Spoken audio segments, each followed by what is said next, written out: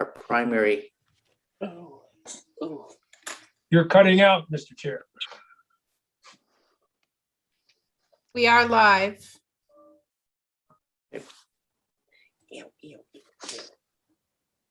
Let me get rid of these. Good morning. It is Thursday, April 8th. It's 9:03 a.m.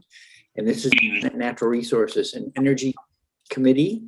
We're taking testimony this morning. We're going to be starting momentarily on S-129, an act.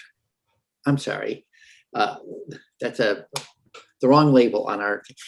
We're starting not on Act 129, but discussing the issue related to the scuttling of the ship Adirondack in Burlington Harbor in order to create a dive site. And there's been some questions raised about whether or not it's a safe thing to do in terms of what chemical, as I understand it, what chemicals may still be on board that vessel and how they may be released into the lake. I think there's more to it just than that. I see Mr. Mullins has come back on. And if you would unmute yourself, we'll test the sound and see if that's going yet. Have no worries there. We've had electronic hiccups. Okay, so we can't hear you yet.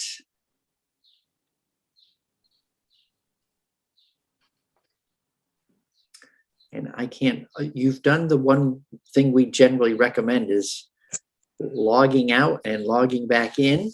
10 days ago, I had to actually log out, reboot my computer and log back in to get the sound to work. So that can be plan C if you need to try that. But committee, so while we get the electronics sorted out, I just wanted to pause and talk a little bit about the to-do list.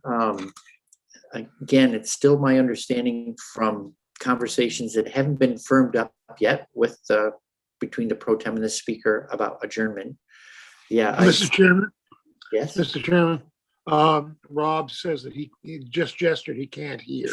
right, and I'm hoping he can hear well enough to try no mic. Okay, but can you nod if you can hear us? He cannot. And he can't hear us either. Okay. So Senator McDonald is the graphic artist amongst us. We need to send him a message. Do you have his cell phone? No, nope. I was just looking to see if I could. Yes, I would say I'm trying to send him a message back. He just said rejoin. He has a sign. I've emailed him, but excuse me, I've emailed him, but I can't. I can't. Well, he can't hear us. Maybe He can. I'm going to try to write him a note.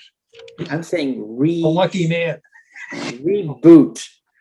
Yeah, he's gone again. So, Okay. Senator Bray, I'm sorry, but I have S-129 first, and then at 10, the scuttling of the Adirondack. Yes, that's what my agenda has as well. Oh, I'm sorry, I skipped. Yeah, okay. Sorry, I'm doing too many. I'm multitasking and not multitasking very well. S-129, yes, an act relating management of fish and wildlife. Rob Mullen is here from the Vermont Wildlife Coalition, and Senator Aluzzi as a citizen. So with that, while Mr. Mullen gets things sorted out, and me too with the agenda, back to S-129, Senator Aluzzi, that's a title for life. So welcome to the Senate Natural Resources and Energy Committee. And we'll look forward to getting Mr. Mullen on. Meanwhile, you've asked to provide testimony, so we'd love to hear what's on your mind and what motivates you to come in and speak to us about this. Okay, great. Would you like me to go before Mr. Mullen? Yes, please. I think it could be a little while till he gets back online. Okay, great. Interesting discussion about scuttling a ship in, I presume, Lake Champlain. Is that what you were just referring to? Yes. Yep. back when I was chair of institutions, we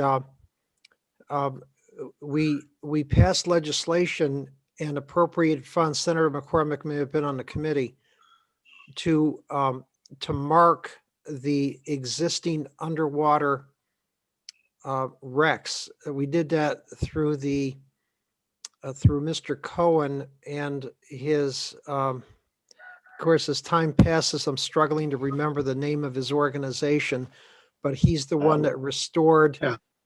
Do you remember? Lake Champlain Time Museum, maybe. Yes, I think it's in Virgins. Yeah. And they restored I think they called it the replica of the Lois McClure. That was and they did that, they built it in Burlington. Right, but It anyway. was a square rigger that was the one down in Virgins. Yeah, it's just, time passes, I'm struggling to remember, but the two things we did was we passed legislation to protect those underwater wrecks that have been there, since the Revolutionary War. And we also appropriated funds to mark the sites so that divers can easily find those locations. And of course, that's all what I remember. I'm not a diver, so I don't know how it actually played out in the real world, but I'm hoping that that legislation, protected those sites and makes them easy to find. It's a nice recreational activity if you're a diver. Yeah. So I see Mr. Mullen has joined us. Let's do the test and see if we can hear you and you can hear us. Well, I can hear you, and good morning, and I'm very sorry for it. It just melted down while I was sitting here waiting. Right.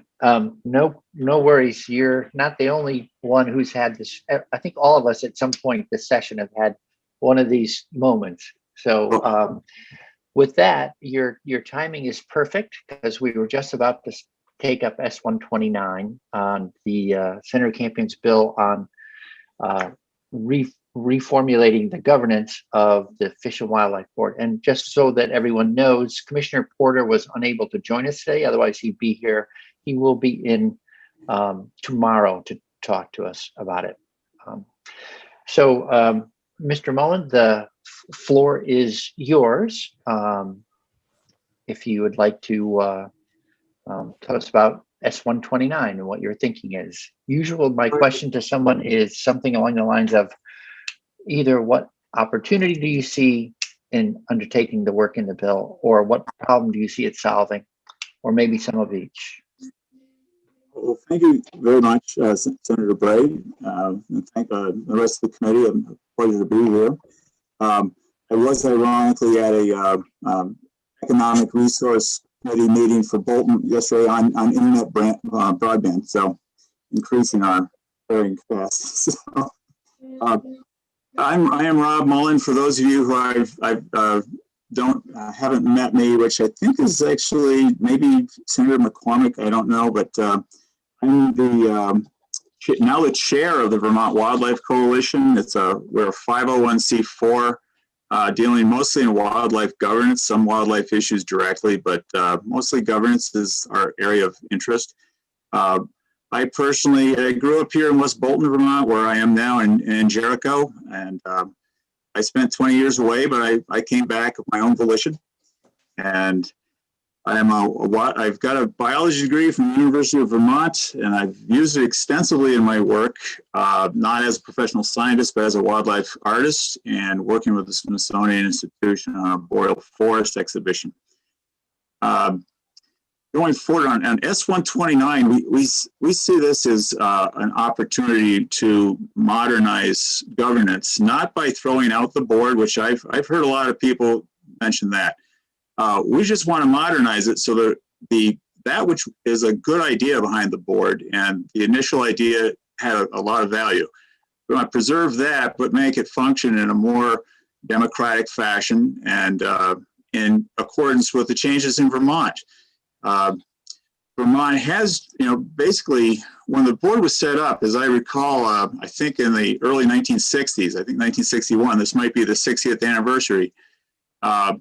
It probably made a lot of sense to turn hunting and fishing and trapping over to hunters and anglers and trappers because, well, most people hunted in Vermont. I mean, it was, I remember my first year of deer hunting, I was only 10, but I looked into the U.S. Fish and Wildlife Service's records on it, and they have very detailed records broken down not only to the number of licenses sold, but the number of license holders. So you can actually get a measure of how many people relative to the population hunted.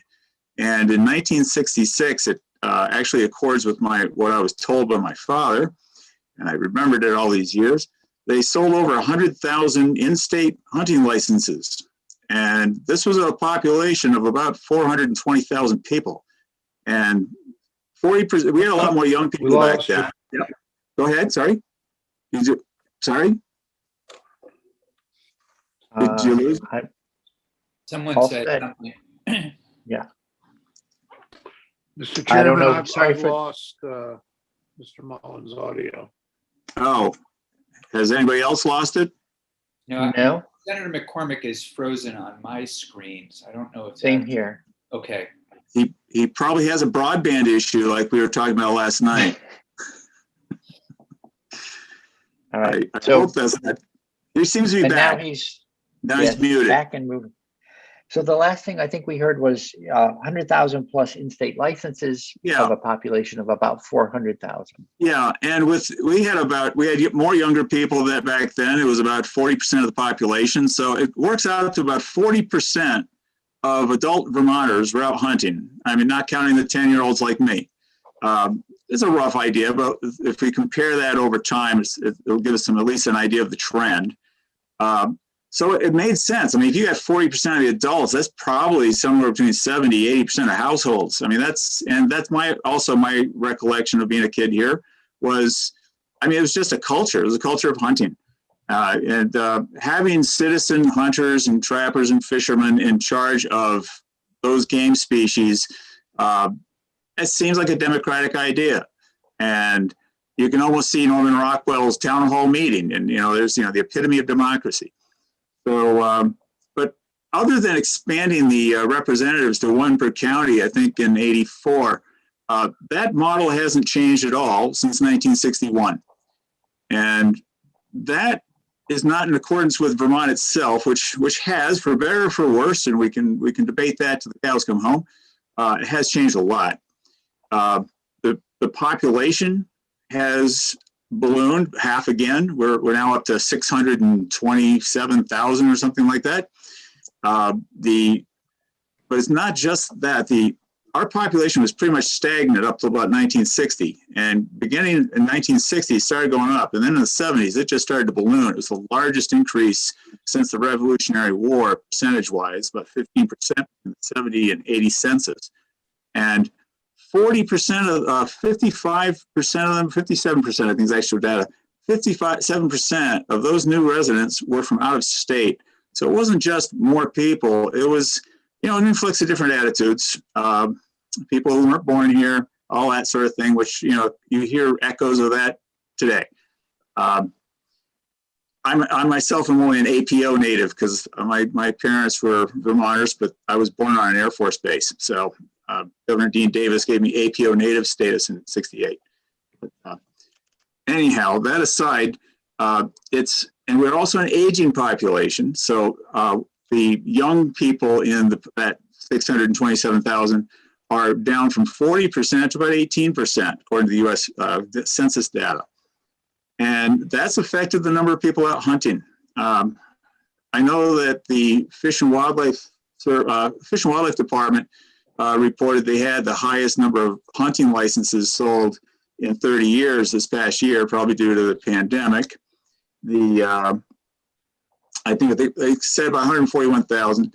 I looked up again, going to the same source, trying to keep my comparison consistent. I went to the U.S. Fish and Wildlife Service data. Theirs is, they break it down by number of license holders and number of licenses, permits, and tags sold. So and they give a figure about 160,000 for Vermont for all licenses, tags, and such sold. But that's when you compare it to the actual number of license holders, that's more like 50,000. And like I have a hunting license and a fishing license, and I also have a habitat tag. So I count as 2 sales. It's not a, you want to get to the number of people who are actually doing the activity compared to your population. And 50,000 people out of our 627,000, when you break out the fact that now 82% of them are adults, it works out to, you're down to about 18% of the adults instead of 40. So we have got this big drop in both and that's a financial aspect for the department because it's, they've increased tags and the prices and stuff to try and mitigate that, but it certainly is a financial challenge. But wildlife is a public resource. It's not a pay to play thing. So that's kind of irrelevant to this discussion. It's not irrelevant, it's very important. But anyway, the hunting has changed, the population has changed. Most of the population doesn't hunt anymore, though hunting retains a generally a positive image in the state, very happily. By the way, VWC strongly supports most hunting in the state and fishing. But the attitudes along with that, that was that bit about all the out-of-staters coming in. We did have a lot of an attitude. There was even a worry about a hippie invasion in the 70s, if any of you remember that. Dean Davis had to actually come on and give a little bit of reassurance that we weren't going to be taken over by communes. But the other thing that changed along with the population and the hunting population was our understanding of ecological science. And ironically, it was right about the same time as the Fish and Wildlife Board was established, was kind of the dawn of the modern ecological movement. Signally brought in by Rachel Carson's Silent Spring. That has a local connection in that Dr. George Wallace was a pretty well-known ornithologist at the University of Michigan. He was born in Waterbury, Vermont, and he actually worked as a long trail caretaker at Butler Lodge for several years. And his area of focus was the deaths of the die-offs of robins on his university campus. They found out it was from DDT poisoning. And when he published that paper, he broke with scientific tradition in not gathering years and years and years of data because he thought it was so pressing that it needed to go out to the public as soon as possible. And he published early. He got a lot of flack for it in the scientific community. But Rachel Carson saw his paper, and it helped inspire the bird section in her book. And he consulted with her on the book. And so there was that local connection to this, arguably the dawn of the modern environmental movement, through which we've understood that we're not sitting on top of nature, using it willy-nilly. We're part of it. It's a feedback system. What we do to nature affects nature, and what wildlife and such do affects us. So this goes to and also this is the concept of environmental services. Wildlife is not just something off in the backyard, out in the backwoods. They affect our quality of life by keeping our water clean and our soils productive. And I don't need to get into the details of that. We also had, but that whole thing was the Endangered Species Act, the Clean Air Act, the Clean Water Act, the Wilderness Act. All that was passed in the 60s and 70s. Some of it under Republican Nixon. So, and this is actually also changing within the fish and wildlife departments across the country. The Association of Fish and Wildlife Agencies, of which Vermont is a part, had a blue ribbon panel report, came out in 2016, and they acknowledge right there this idea of goes to the idea of environmental services, in that every citizen, I'm quoting, every citizen has a stake in and benefits from healthy fish and wildlife populations. They also went on to say that agencies needed to engage and serve broader constituencies. So this is the change in, just the change in demographics and attitudes. But let's see. So basically, we ended up with these three changing things: this changing demographics, changing values, and this changing understanding of the science. And that we really are connected to nature. We all have a stake in it. It's not just the hunters, the fishers, and the trappers. They're the front line. They're the most immediately affected and should be involved absolutely in rulemaking. But what we now have is, instead of a reasonable close approximation of Vermont's population making these decisions, we've got this rather insular special interest group. Essentially, they're well-meaning. I don't mean to cast aspersions on them. I'm sure they're all ardent conservationists, but they don't represent Vermont, and the rest of the state gets left out of this process. It's no longer the epitome of democracy in Norman Rockwell's painting.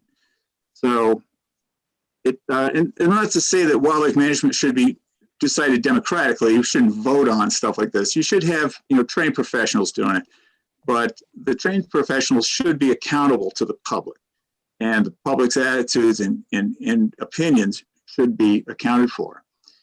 And currently, it's a little difficult with the structure of the board. There's a certain insularity to it. I've been to their meetings, and I'm a registered hunter. I mean, I'm a licensed hunter. I grew up here. I feel kind of out of place there. That's, kind of subjective, but there it is. Basically, we've got, all of that comes together. I'm going to wrap this up because it's a fairly simple argument. We totally support making the board advisory. If it's advisory, a lot of the democratic problem goes away. They need to be there. The hunters, the fishers, and trappers are the front line. They're the most immediately affected by rules and regulations. And they also have particular expertise in how they would affect things in the field. So absolutely, they should be contributing their expertise to this process. But having them actually make the rules, which is for their own personal use of a public resource, is going a step too far, in our opinion. We also have noted the selection process is really, really Byzantine. I applied once. I wrote to the governor. There was an opening in Chittenden County, and I've been involved in wildlife all of my professional life, and even back through my childhood. Like I said, I've hunted for many, many years. Don't get the time to go out anymore. I hunt with a camera now, but I still use those skills. I think I could have helped bridge the gap between the growing, especially in Chittenden County, between populations who aren't familiar with hunting and may even have a bad opinion of it, and the hunting community. I never even got an acknowledgement of having applied. It was just flatline. Crickets. When people do get appointed, we have no idea how it happened. I think with a diversification, you could diversify the board's membership, because once it's advisory, having somebody, say, worst case scenario, you had, the board of PETA was included in the Fish and Wildlife Board, and they're just trying to gum up the works. If you're in charge of promoting, coming up with rules, that system doesn't work. And I've heard that argument from many people in the advocates for hunting here at the State House. And I totally agree with it. But if they're advisory, it's no longer a problem if you have a diverse set of opinions, and all Vermonters could be heard, or at least, a representation of them, obviously. And it would give the Fish and Wildlife Department a broader range of opinions from which to inform their decisions on rules and regulations. They are professionals. I think we're in good hands with them, and that would give them they wouldn't just hear from their bubble, which honestly, we all have our bubbles. Fish and Wildlife Department, very little different. They probably hear a lot more from hunters and fishers and trappers than they do from many of the rest of us. And on the final point on that, providing some training. A lot of boards, school boards, you have to get training on a school board. And if you had some training in such things as coexistence, how to mitigate human-wildlife conflicts, non-lethally, so that that does affect fish and wildlife hunting rules and regs to some degree. How predator-prey relationships work. You don't have to go to a 4-year ecology course to understand the basics of food chains. And the impacts of climate change, which is a really huge issue already, it's already sitting among us. We think those would be steps that would really improve the ability of us to really adapt to changing situations in the future. The changes are coming at us as far as making decisions on wildlife governance. And with that, I say thank you. I'll answer any questions anybody's got. Thank you very much. Any questions for Mr. Mullen from members of the committee?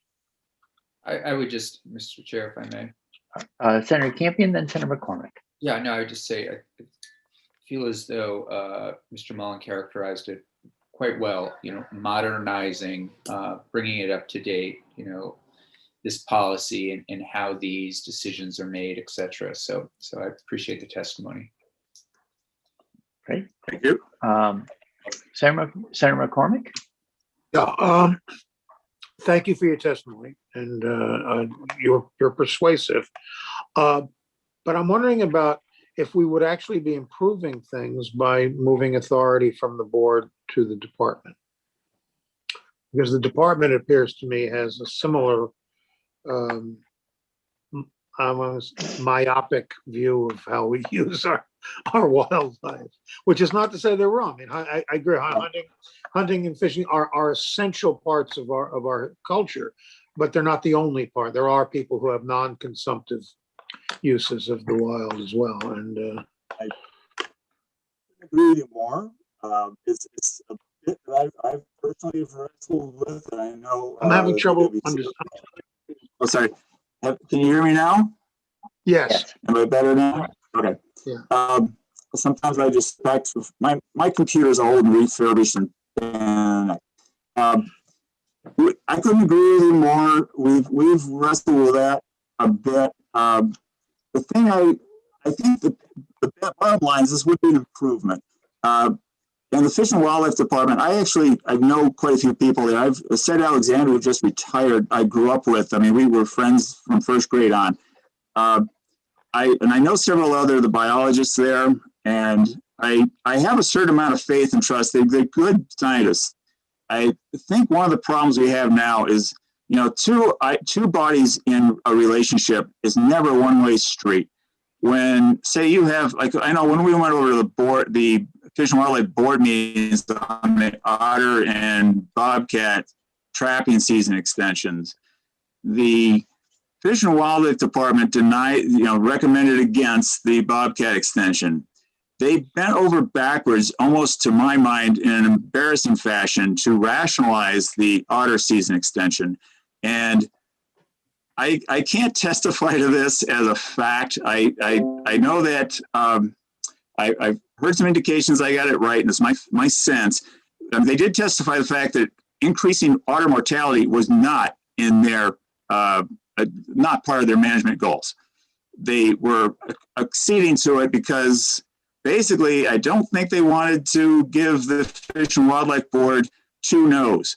The petition to extend those seasons had a lot of trapper signatures on it. It was, obviously very popular amongst the trapping community, and probably within the Fish and Wildlife Board at the time. This was, I think, 2006, 15, and 16. And so when you've got that, the Fish and Wildlife Board can overrule what you say, and then you have to live with the decisions they've made and the rules they've made. And this could be problematic. And I would think that the Fish and Wildlife Department, if they had that taken off of their backs, that they know that they can just give their opinion and rationalize their decision scientifically rather than politically, because when you're sitting there trying to tack around the Fish and Wildlife Board, so you don't get two no's, they just overrule you on both of them and extend both seasons. There's a little speculation there, but I think that's a dynamic that would help. But I'm quite sure that the Fish and Wildlife Department, as employees of the state, accountable to us, is a better place to go lodge a complaint than to a board with 6-year terms appointed by the governor and pretty much inured to any kind of public feedback that they don't want to listen to. But I totally get your point, and I agree with it. I think it's, in an ideal world, we'd come up with something else, but it's like evolution. You deal with the structures that you've got.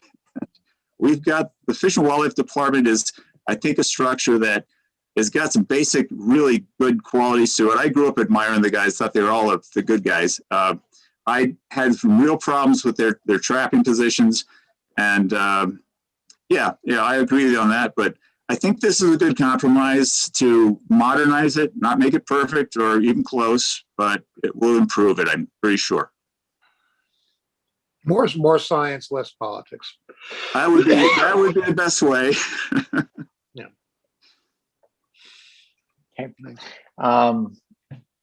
Any other committee questions or comments from Mr. Mullen? Yeah. Your testimony reminds me of one of my favorite John Muir sayings, which is, if you tug on anything in nature, you find it connected to the rest of the universe. I think actually it's Senator Kitchell who shared that with me, and I've stuck with it ever since. So okay, well, thanks very much for that helpful testimony. I will say that one of the things I appreciate about it is that this topic is a perennial topic or near perennial topic for discussion. And this is one of the, I'd say, more finessed and subtle ways of managing the relationship that I've heard proposed. So that's helpful. It seems like a diplomatic and functional proposal. So with that, I'd like to, if there are no questions for Mr. Mullen, turn to Mr. Iluzzi. Good morning, Senator. Buongiorno, come sta? Sì, abbastanza bene, grazie. E lei? All right, off we go. Thank you for the opportunity to speak with the committee about S129. I would like to thank Senator Campion, who I should now refer to as Mr. Chair. Thank you for that. Thank you.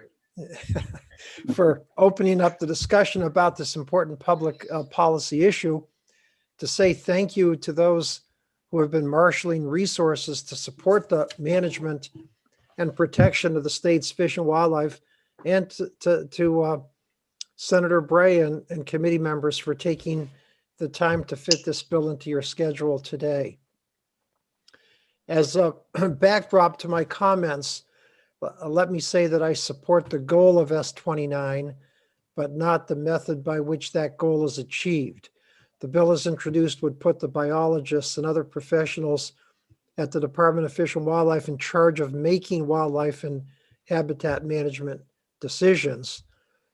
I would achieve that goal in a slightly different way, as our dear friend and colleague, Senator Bill Doyle, would often say during his 5 decades in the Vermont Senate, experts should be on tap, but not on top. I suggest using an approach that's been successfully used with other boards, wherein different groups nominate members to serve on a board or commission.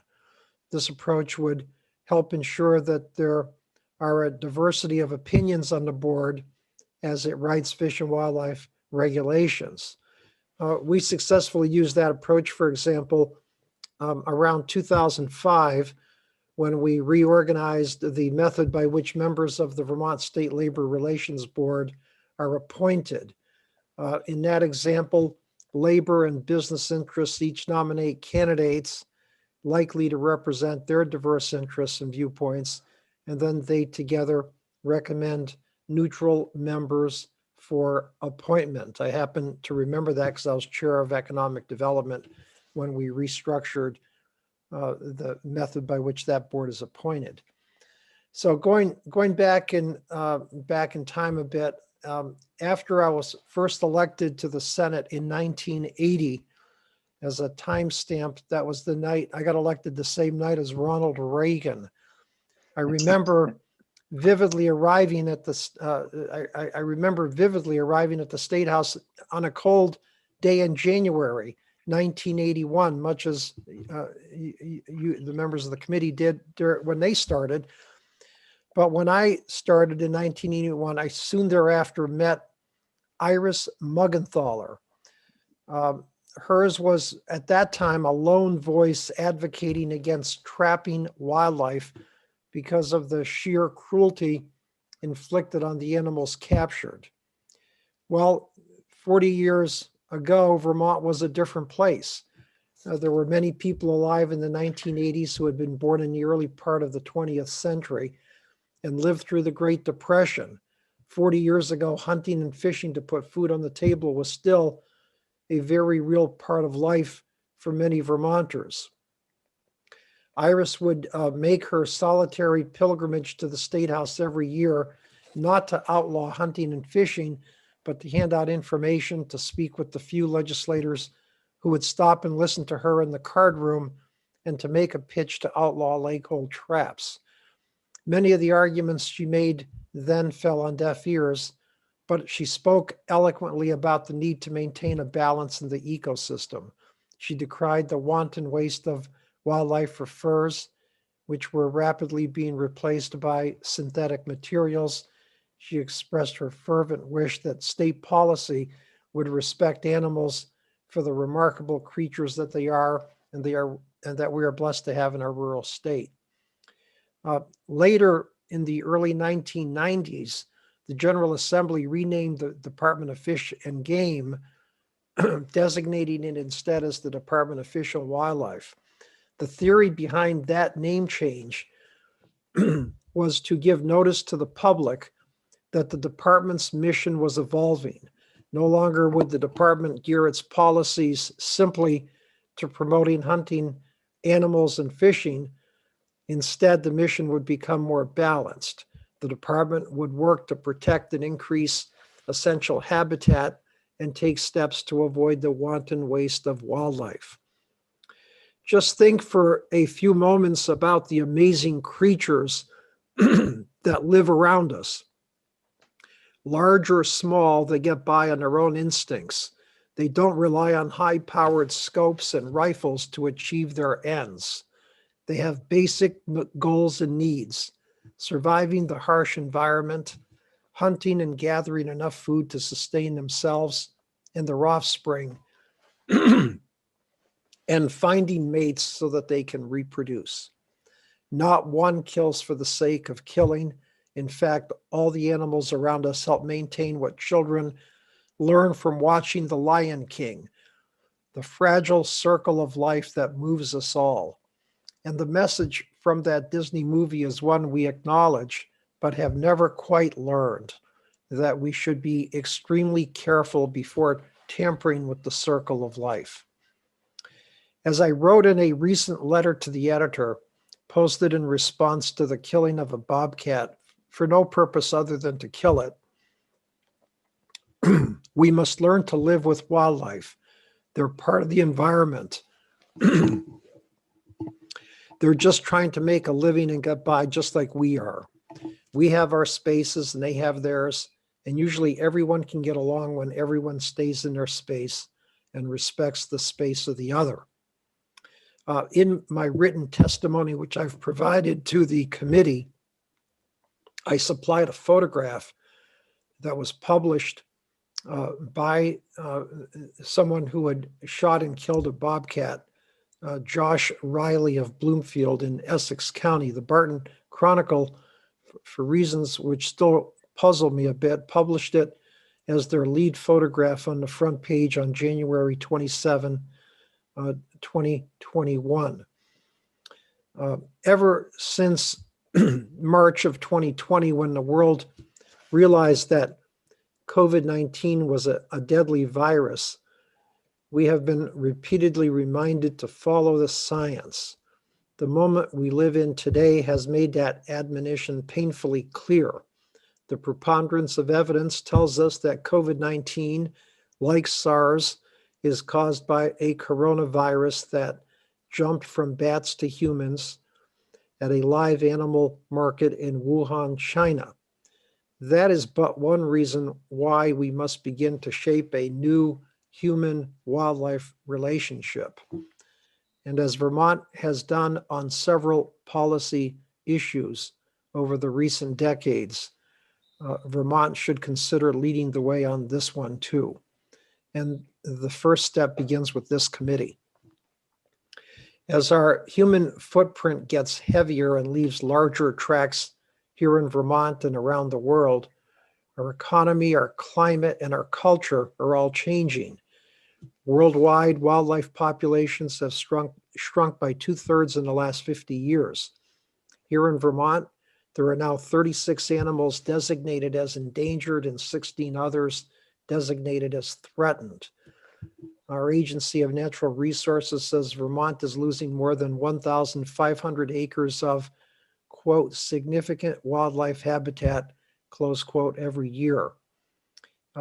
In her April 5, 2021 article, Where the Wild Things Go, New Yorker staff writer Catherine Schultz wrote, over the past few centuries, we have confined wild animals to ever smaller remnants of wilderness, surrounded by farmland or suburbs or cities.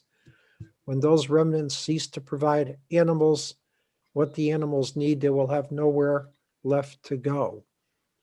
And Kate Jones, Chair of Ecology and Biodiversity at University College London, writes, quote, there needs to be a cultural shift from a community level up about how we treat animals, our understandings of the dangers and biosecurity risks that we expose ourselves to.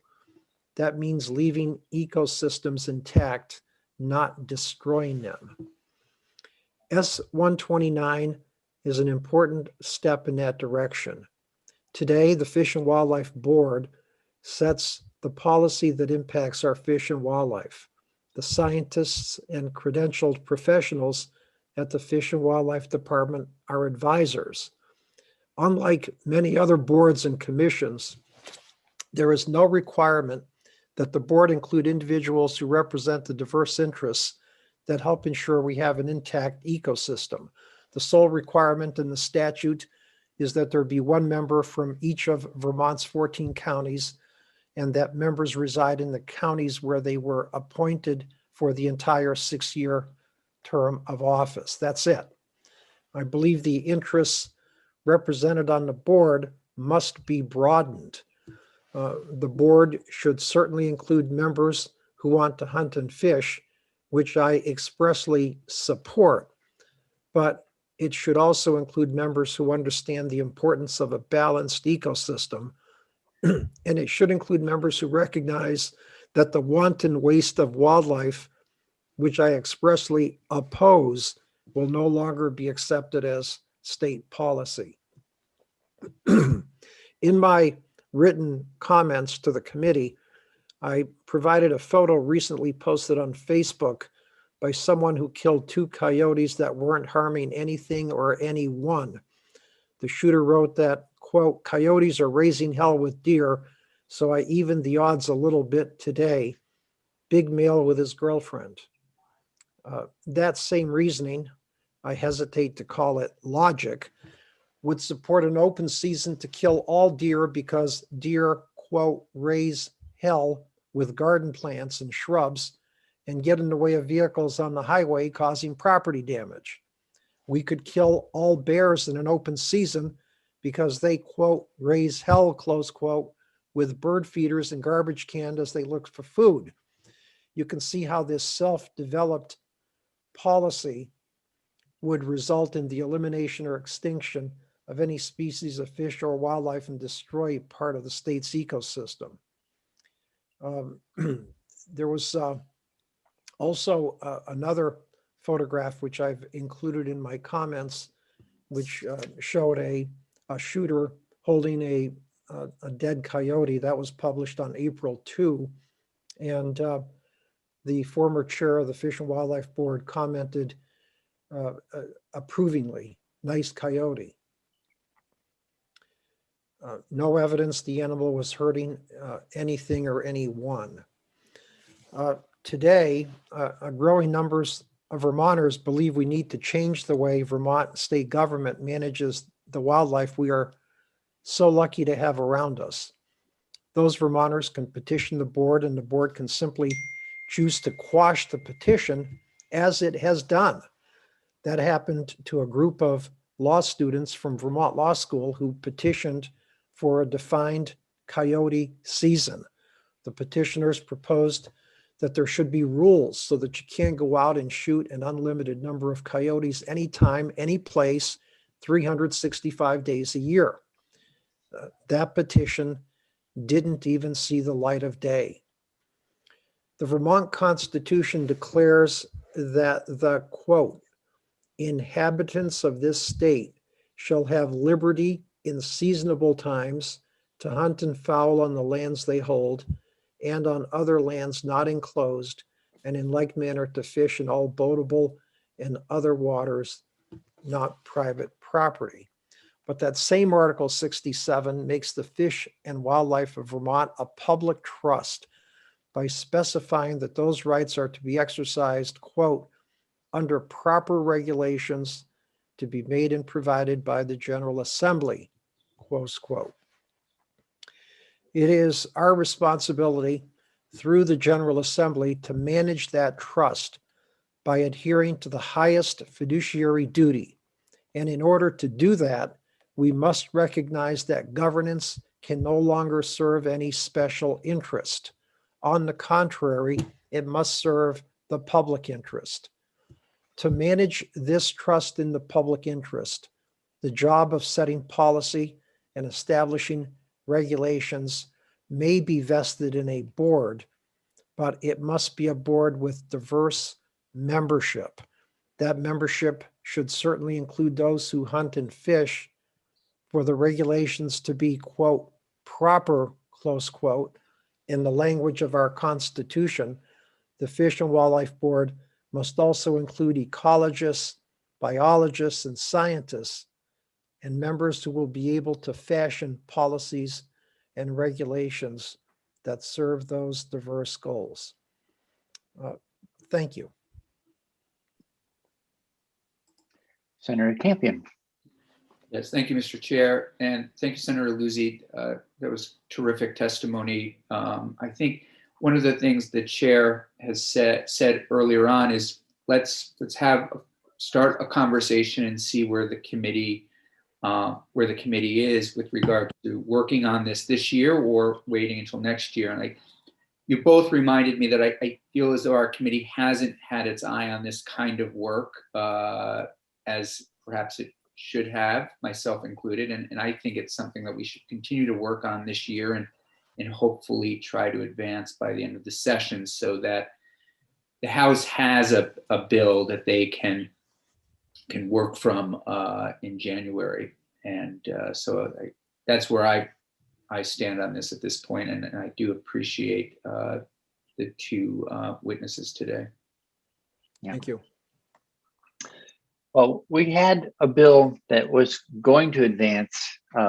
It was actually a day away from coming to the floor when we left the building last March 13th, addressed bear hounds, wanton waste, governance, board governance, and some other issues. But it was pushed to the back burner to respond to an emergency. So I regret the loss of an entire year till we're coming back to the issue, and agree that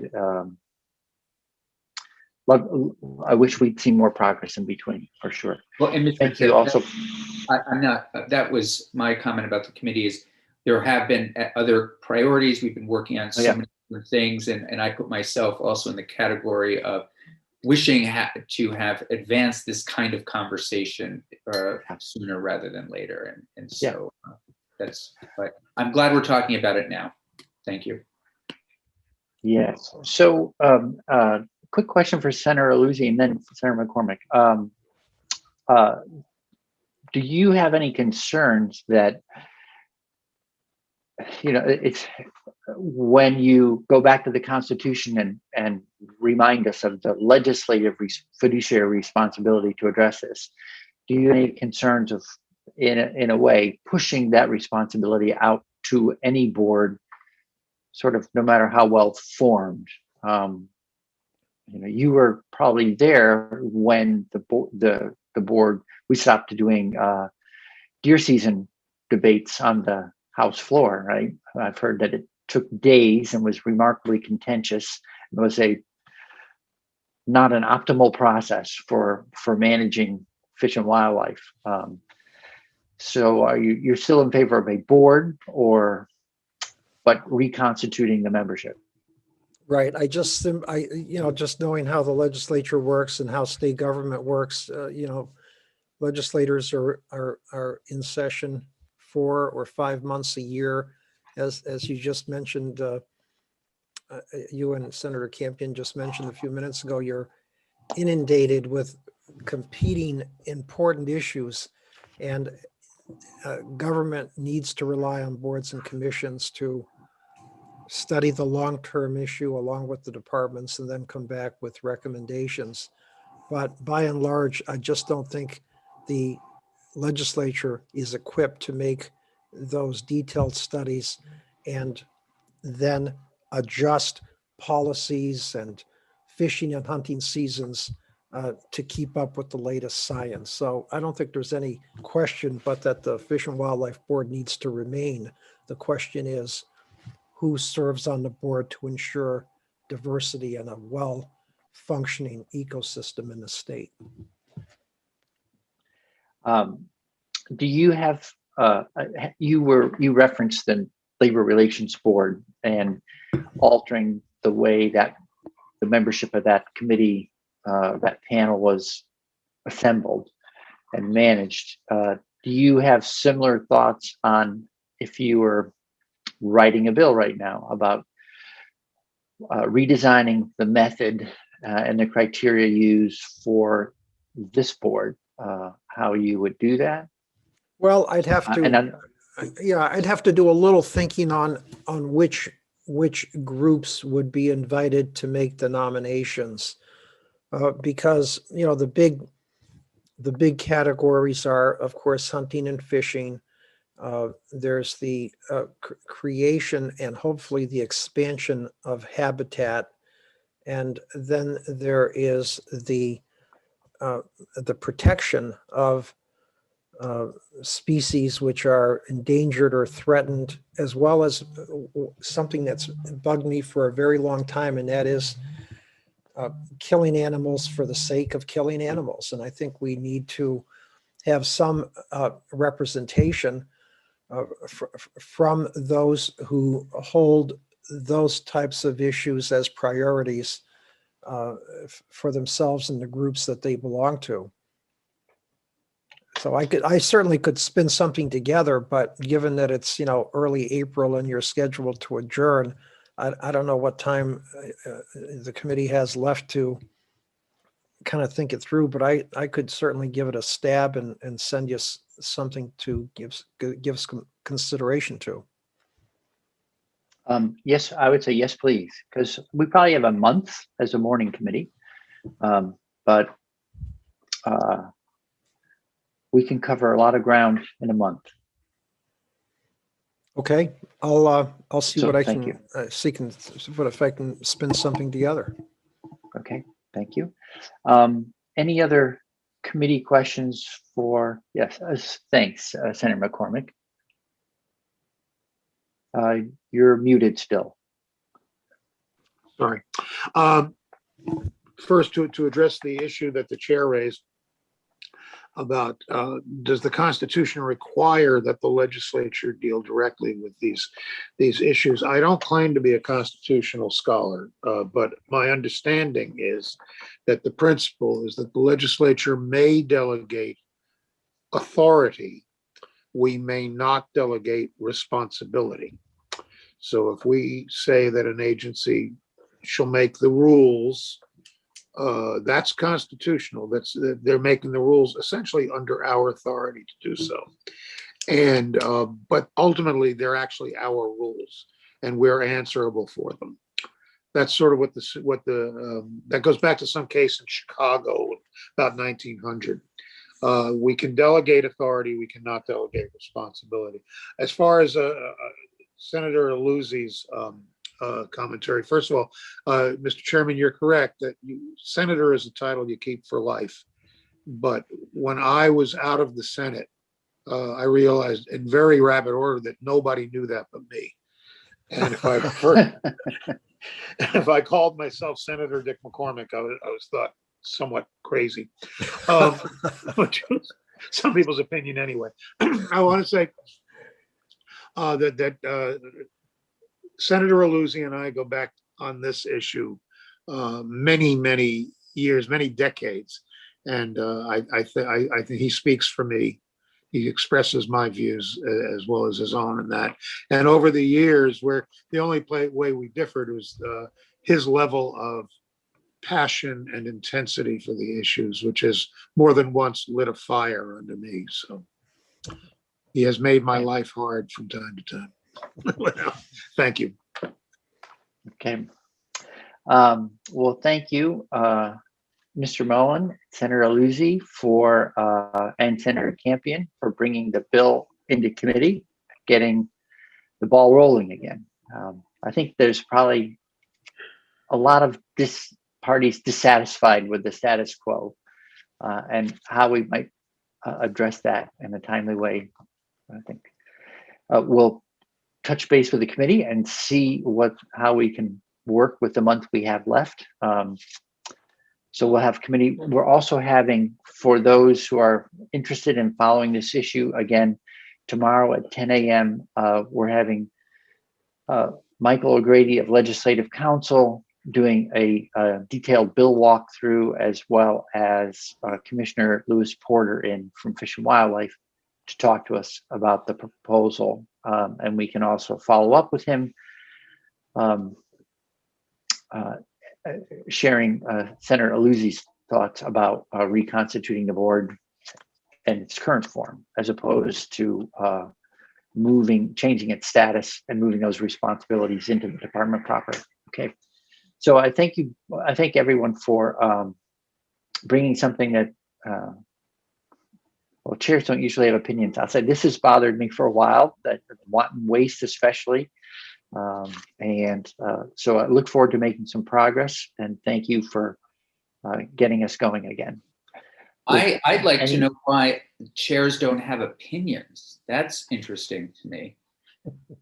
Because we're a town moderator. Some chairs, I don't know does that preclude you from voting in the future? No. And it also doesn't preclude me from using a special button that disconnects. It's like an eject button. What happened to Senator Campion? Where did he go? We're just about to vote. Mr. Chairman. Mr. Yes, Chairman. Senator McCormick. Please. At various times in my Senate career, I have chaired both the Education Committee and the Natural Resources Committee, and I never let the fact that I was a chair interfere with my having and expressing opinions. But I am aware that there are others who do that. I think it's important. I remember Dick Sears and I were talking about that once, and what he said was, we had a bill that was very controversial, and he said, whatever we do, a third of the population is going to be very disappointed. I don't want them to think that they were cheated.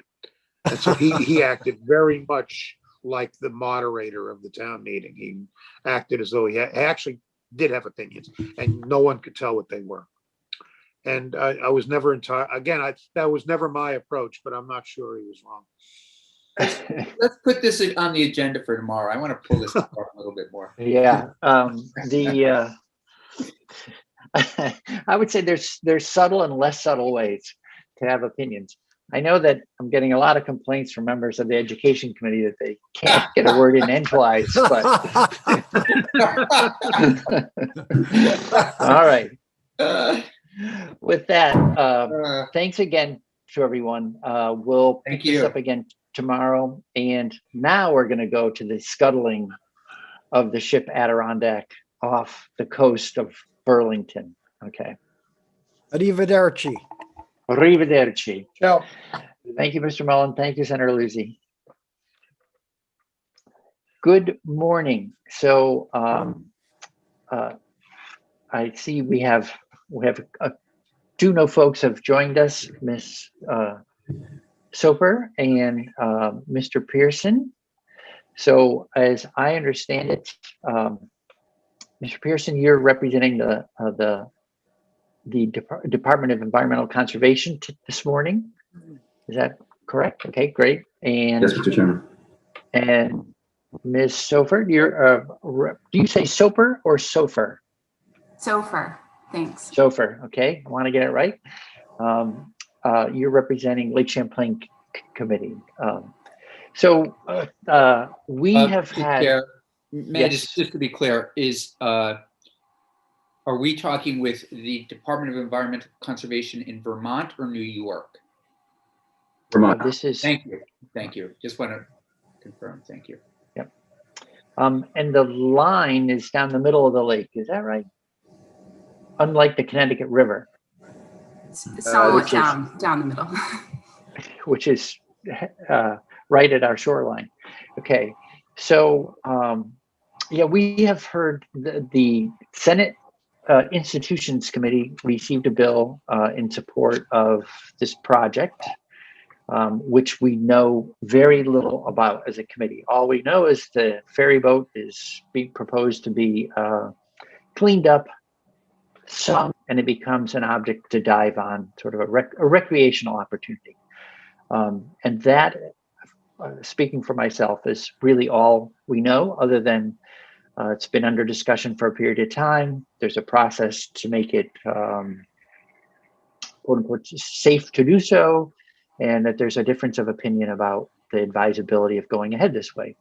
So with that, I think I'd like to, since, as I understand it, it's the Lake Champlain Committee that's raising concerns at this point. Maybe you could go first, and that way we could understand what the concerns are before we hear about how the state has evaluated the project. Thank you, Chairman Bray. And to clarify, we submitted public comments to Vermont DEC with the Vermont Natural Resources Council and the Conservation Law Foundation. Okay, thank you. Do you know if you sent those comments on to the committee? Let's see, the public comments that were submitted to Vermont DEC, I do not think so. And I can make sure that happens following this. Sure.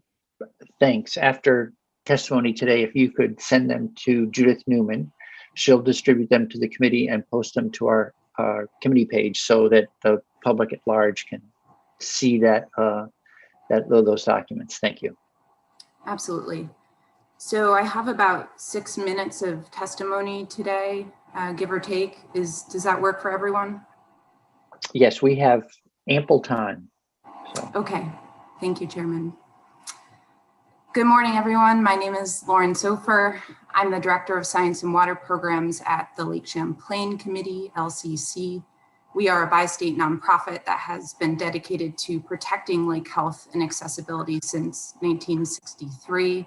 And I thank you, Chairman Bray, Vice Chair Westman, and members of the committee for the opportunity to provide testimony today. And Senator McCormick, thank you for listening again, as you are also on Senate institutions. So appreciate you listening to some of the overlap here.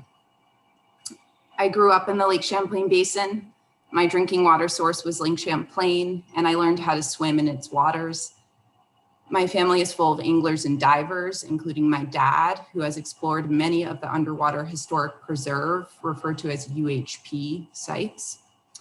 LCC is a longtime supporter of the UHP, and we believe it adds historic and recreational value to Lake Champlain. However, we have concerns about the sinking of the MV motor vessel Ferry Adirondack.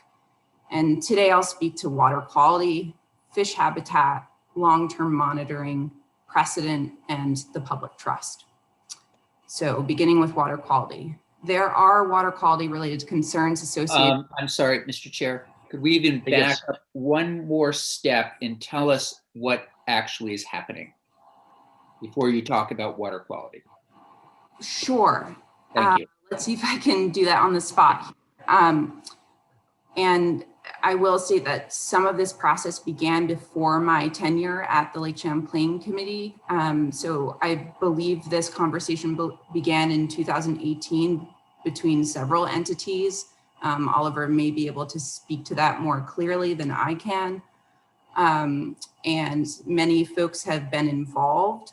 So the Lake Champlain Transportation Company is one of the primary applicants. So they own the Ferry Adirondack. There is also the Waterfront Diving Center is involved, and Jonathan Eddy. So he's the owner of that company, and he filled out the application, the Vermont DEC permit application. So it's a lake encroachment permit.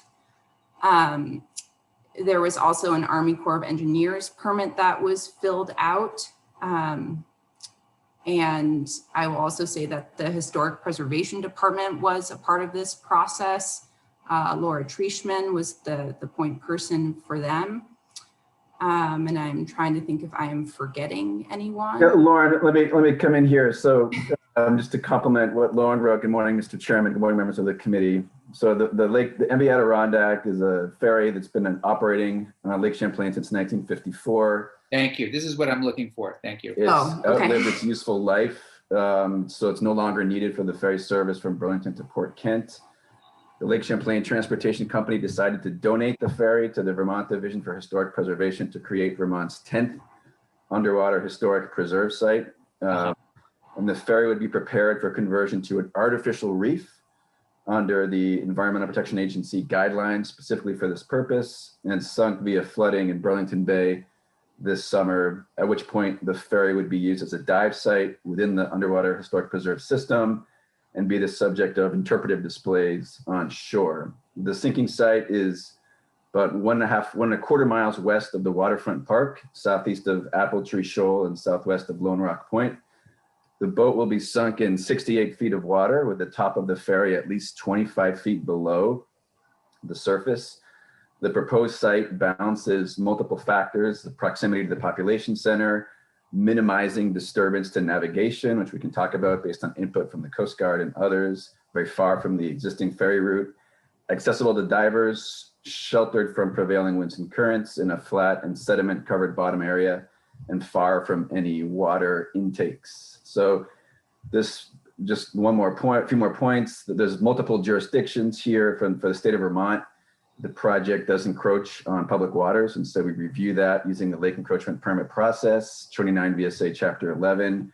A couple more things we need. The secretary will have to provide her consent to allow for a vessel to be abandoned in public waters. And the DEC solid waste program will need to issue an acceptable use approval letter for this project, assuring that all solid waste procedures have been implemented according to our guidelines and EPA guidelines. There's, as Lauren mentioned, there's federal jurisdiction over this, and so the Corps of Engineer has already issued an individual permit for this. We've issued a 401 certification under the Clean Water Act for this. And the city of Burlington has also been involved, and they've indicated their formal support for this project via action from the mayor. So the boat is a Lake Champlain Transportation Company boat, but it'll become the property of the Vermont District for Historic Preservation upon sinking. And in the process of reviewing this permit, we've been working with the Coast Guard, the EPA, University of Vermont Wildlife and Fisheries Biology Program, Lake Champlain Basin Program, a number of different private firms involved in preparing this work, Fish and Wildlife, of course, from the state of Vermont, city of Burlington. And I think I'll stop there because everything else I have to say has to do with the permit review process, which I believe Chairman Bray, you requested take place after Lauren's testimony. Yes, thank you. Senator Campion. Thank you. So, Mr. Pearson, is it with the secretary? Does the buck stop with the secretary on this in terms of that is the final? She has the final say.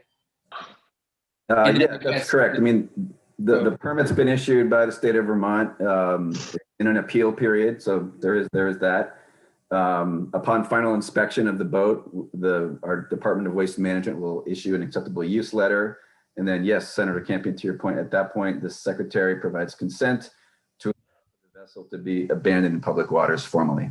Okay, so I guess my question then might be for the chair. What's our role in this? Is this just information, or can we put if committee members and others feel like we need to put a stop to this, do we have that authority, or are we just looking to have info? So that's more of a question for the chair. Sure. Senate institutions and Senator McCormick, please chime in here. My request from Chair Benning was please have Senate Natural look into this because it was outside the jurisdiction and expertise of institutions to evaluate, basically the project from an environmental standpoint. So he asked us to vet it and then report back to institutions. So Is that Procedure, about do we have the authority, Mr. Chair, to stop this from happening? If that were the committee's position. That's probably a good question for Michael O'Grady when he's in tomorrow. I don't know where, if it's a question of influence or we actually would take some sort of action to formally block it. That's where the Right. committee. I mean, that would be helpful to me if we could have Mr. O'Grady in on this topic specifically. Just so that we know what our powers are or what we don't have. Otherwise, that would be helpful. Thank you. Yep. So he's scheduled to be in tomorrow. We'll contact him and ask him to prepare on that question as well. Thanks so much. Actually, let me take care of that in real time. Jude, could you let Mr. O'Grady know that when he's in tomorrow, we want to take this issue up, please? Sure. Thank you. Okay. So we were actually Senator McCormick. thank you. Mr. Chairman, and for Senator Campion's benefit, I guess the rest of the committee as well. The capital construction bill includes the capital construction budget in the bill includes funding for the management of underwater dive sites, and the language as it came from the House explicitly says that the money should not be used for the sinking of the Adirondack. And so that's how the Institutions Committee comes to this issue. Several members of the committee are of the opinion that it is not properly the jurisdiction of either the Senate or House institutions committees, and that it's an environmental issue and therefore the jurisdiction of the Natural Resources Committee. I actually do not share that opinion.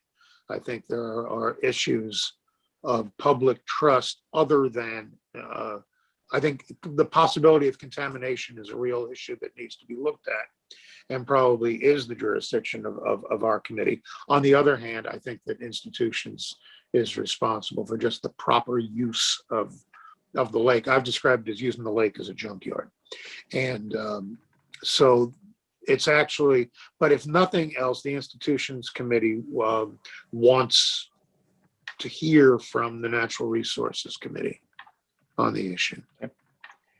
I think Senator I have Campion? done justice to my colleagues' views there. Thank you, Senator McCormick. That's very helpful, very helpful. Yeah. And my instincts are certainly to agree with you in terms of what seem to be really negative, potentially negative environmental impact on the lake. To me, it's not making any sense yet, given what could end up in the waters of the lake. But that's why I'm very much interested in hearing from Ledge Council soon, so that we know what we can and cannot do. So thank you for that. Senator Yes, McCormick, and several members of institutions. What? I had a clarifying question. The House Institutions Committee, in voting through a budget that did not appropriate money to support this project, was that simply because they thought it was an inappropriate use, or was that it, and reading between the lines or explicitly sort of a vote against the project itself? They didn't just fail to appropriate money. The bill explicitly says that it should not be. They exclude the sinking of the Adirondack from the budget explicitly. Okay, thank you very much. All right. Okay. So now, and several members of Senate institutions are of the opinion that the House is boxing above its weight on that, or at least was going where it didn't belong. And that's a bone of contention. Yeah, thank you. If I, since just continuing that line, and maybe with Mr. Groveman here, he'll know whether or not our committee has any, authority in stopping this kind of action, or, because I think it would just be helpful to know. I don't know if he has a moment to just chime in here. I know he's not our ledge counsel, but he's been experienced on these issues for so long. So I think what I'd like to do is hear our scheduled witnesses first, and then come back to Mr. Groveman. Yeah, the only reason I was asking just to get a sense of our authority on this, but that's fine. Yeah. I think it should. There's at least. Thank you. Speculating now. Yeah. Being purely speculative, Mr. Chairman. Being purely speculative here. There's a possibility that the Senate Institutions Committee will recommend to the Senate that part of the bill as it came from the House be amended, because they don't like that language. And in that case, I think that this committee would certainly have jurisdiction over the proposal of amendment. Okay. The argument is that this is an environmental issue and not a capital construction issue. And that's not my argument. Again, I hope I am genuinely trying to be fair to people I disagree with. I think I've been accurate in describing. Yeah, no, that's very helpful. Thank you. I think, once we get a sense of our committee's authority, we'll be good. Just keep biting that pear. All right. So with that, Ms. Sofer, thank you for your patience. So you were getting ready to outline issues of concern to the Lake Champlain Committee, VNRC, and CLF. And we'll look forward to reading your written submission as a follow-up. But if you could help us then better understand those concerns, that'd be helpful now. Sure, and our executive director, Lori, just forwarded the comments to you and Jude. Thank you. Sure. So water quality. There are water quality related concerns associated with the MV Ferry Adirondack. With toxic contaminants, we often learn after the fact that they cause more environmental harm than originally understood. There are current Lake Champlain fish consumption advisories for lake trout and American eel due to polychlorinated biphenyls, PCBs, and I think this committee is familiar, but nonetheless, PCBs are human-made organic chemicals. Until their ban in 1979, PCBs were widely used as coolant fluids for electrical equipment, heat transfer fluids, and in plasticizers and paints and plastics and rubber products. We see no reason to put Lake Champlain at risk through the sinking of a vessel that contained PCBs, lead, and other contaminants. Additionally, LCC believes in the Cautionary Principle, which states that when there are suspected health or environmental concerns, preventative actions should be taken even when there is not a scientific certainty that harm will ensue. Second point, fish habitat, and this has been I think a point of misunderstanding, so I want to provide clarification here. The MV Ferry Adirondack will not benefit fish and wildlife habitat in Lake Champlain. And Oliver may expand on this, but the Vermont Fish and Wildlife Department's position on the MV Adirondack Artificial Reef Project providing fish habitat is, quote, this project would neither benefit or adversely impact fish and wildlife habitat. The structure would likely attract fish, but not truly be a benefit to fish and wildlife habitat, as Champlain does not lack in habitat, end quote. And that was from an email exchange between Bernie Pentka, a fisheries biologist with Vermont Fish and Wildlife Department, and myself. Third point, long-term monitoring. If the vessel is sunk, the state is responsible for monitoring it long-term, excuse me. Though there are no associated dollars in the state budget for this approach, therefore, the state should require the non-state applicant, so the Lake Champlain Transportation Company, to provide financial support for long-term biological, chemical, and physical monitoring. And I can talk more about that if you'd like. Monitoring is tied to the public trust, especially for a precedent-setting project. We don't want potential adverse impacts to go undiscovered, and the state would be responsible for mitigation related to known adverse impacts created by the Ferry Adirondack. In their response summary to our public comments, Vermont DEC stated the department encourages the permittee and other institutions like the University of Vermont to conduct research on the project. So that's a quote from their response summary. There are currently no funds to conduct such research, and there are other research areas that go unfunded, such as toxic contaminants and zebra mussel impacts on native freshwater mussel populations. And that's actually an area of research that I'm involved in with Arrowwood Environmental and can speak more to that. So there are certainly other areas that need more dollars. We don't need to sink a boat to study the impacts of a sunken boat. Additionally, our understanding— A quick question on that one. Can you describe something about how monitoring would even work? I'm just not familiar with that. how monitoring can work. Did I hear you correctly? Yes, like, you know, Sure. how do you monitor what physically, like what do you do to go down and monitor a vessel in 68 feet of water? Yeah, I am not a diver myself, but I certainly think that divers would need to be involved at this depth, of course. And, you know, we would want to, in terms of biological monitoring, study the impacts on surrounding populations of aquatic species, whether it's an invasive species like zebra mussels and, you know, how they populate the vessel. We all know that they like to attach to hard surfaces, and the Ferry Adirondack is certainly that, but also just how various fish species are interacting with the vessel, like lake trout and sturgeon. You know, those are really important species in our lake. In terms of chemical monitoring, you know, we'd want to look at heavy metals like lead and iron and mercury, and certainly PCBs. And then in terms of physical monitoring, certainly looking at sedimentation and, you know, the continued question around would the boat potentially be a barrier to passing vessels, especially if lake levels drop, and then deterioration, et cetera. So, you know, there are different ways. We could ask a million questions about this vessel. Right. Okay. All right. I think that was helpful. And I think I interrupted. You were at a fourth point too. Yes. And I do want to also emphasize that as the capital bill currently stands, there is no money associated with upkeep of the ferry, as the UHP, the Underwater Historic Preserve line item of the bill, is dedicated to other sites.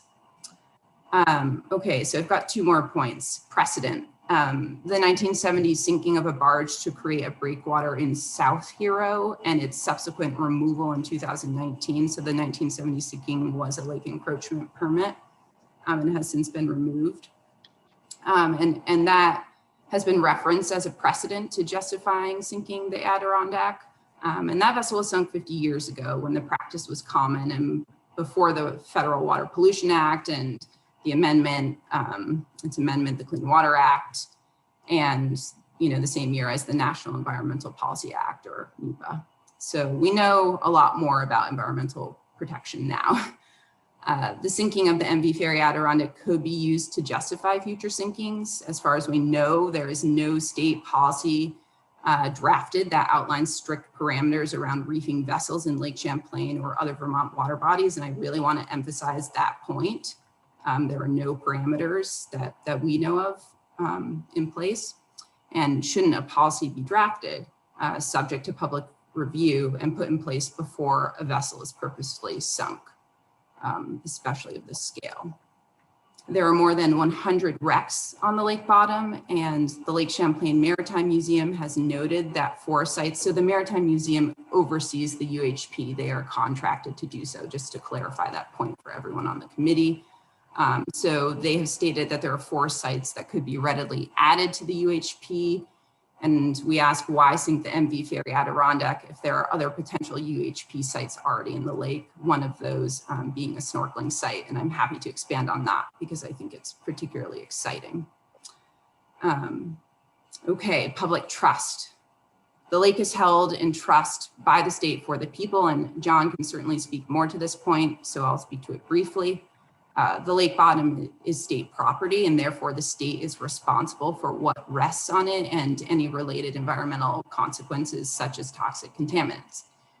If the Adirondack causes future environmental impacts, which could be costly, the state would be solely responsible for addressing them. What would it cost to remove part of or the entire vessel from Lake Champlain? And I'm also interested to learn how much it costs to remove the 2019 vessel. Should the Lake Champlain Transportation Company be released of all responsibilities related to the public trust and potential liabilities linked to the Adirondack? So thank you. I am going to close now. The MV Adirondack is a large steel-hulled, engine-powered vessel. While we understand that there are good faith efforts to remove PCBs and other known contaminants from the boat, we question the wisdom of intentionally sinking such an object into the lake sediments for the rest of time. While the Department of Environmental Conservation does not anticipate there will be adverse impacts, we don't know for sure. And because of this uncertainty, we think it's an irresponsible precedent to set. Why litter the bottom of Lake Champlain, which the state holds in trust for all people, for all time, if we don't need to? So thank you for your time, and LCC appreciates the opportunity to provide testimony. I'm happy to answer questions. Senator Campion, thank you. Thank you. That was very, very helpful. Great testimony. Thank you. It's still, I'm eager to find out the others, not that they're, I'm eager to find out who is really pushing for this. It seems as though we could have a sign that says Lake Champlain, leave your phosphorus and old boats here. And that is my concern, that we are just muddying the waters, no pun intended, making things even worse by doing these kinds of things. So I appreciate your comments and what you had to say. So thank you. Thank you, Senator Campion. Thank you. So you'll be staying with us, Ms. Sofer, for the Yes. balance of them. Okay, great. Because I'm suspecting we'll end up with some follow-up questions once we've heard from the department. Sure. So if there are no more committee questions from Ms. Sofer or comments at this point, let's turn to Mr. Pearson. And I do have a quick question in terms of DEC's role in all this.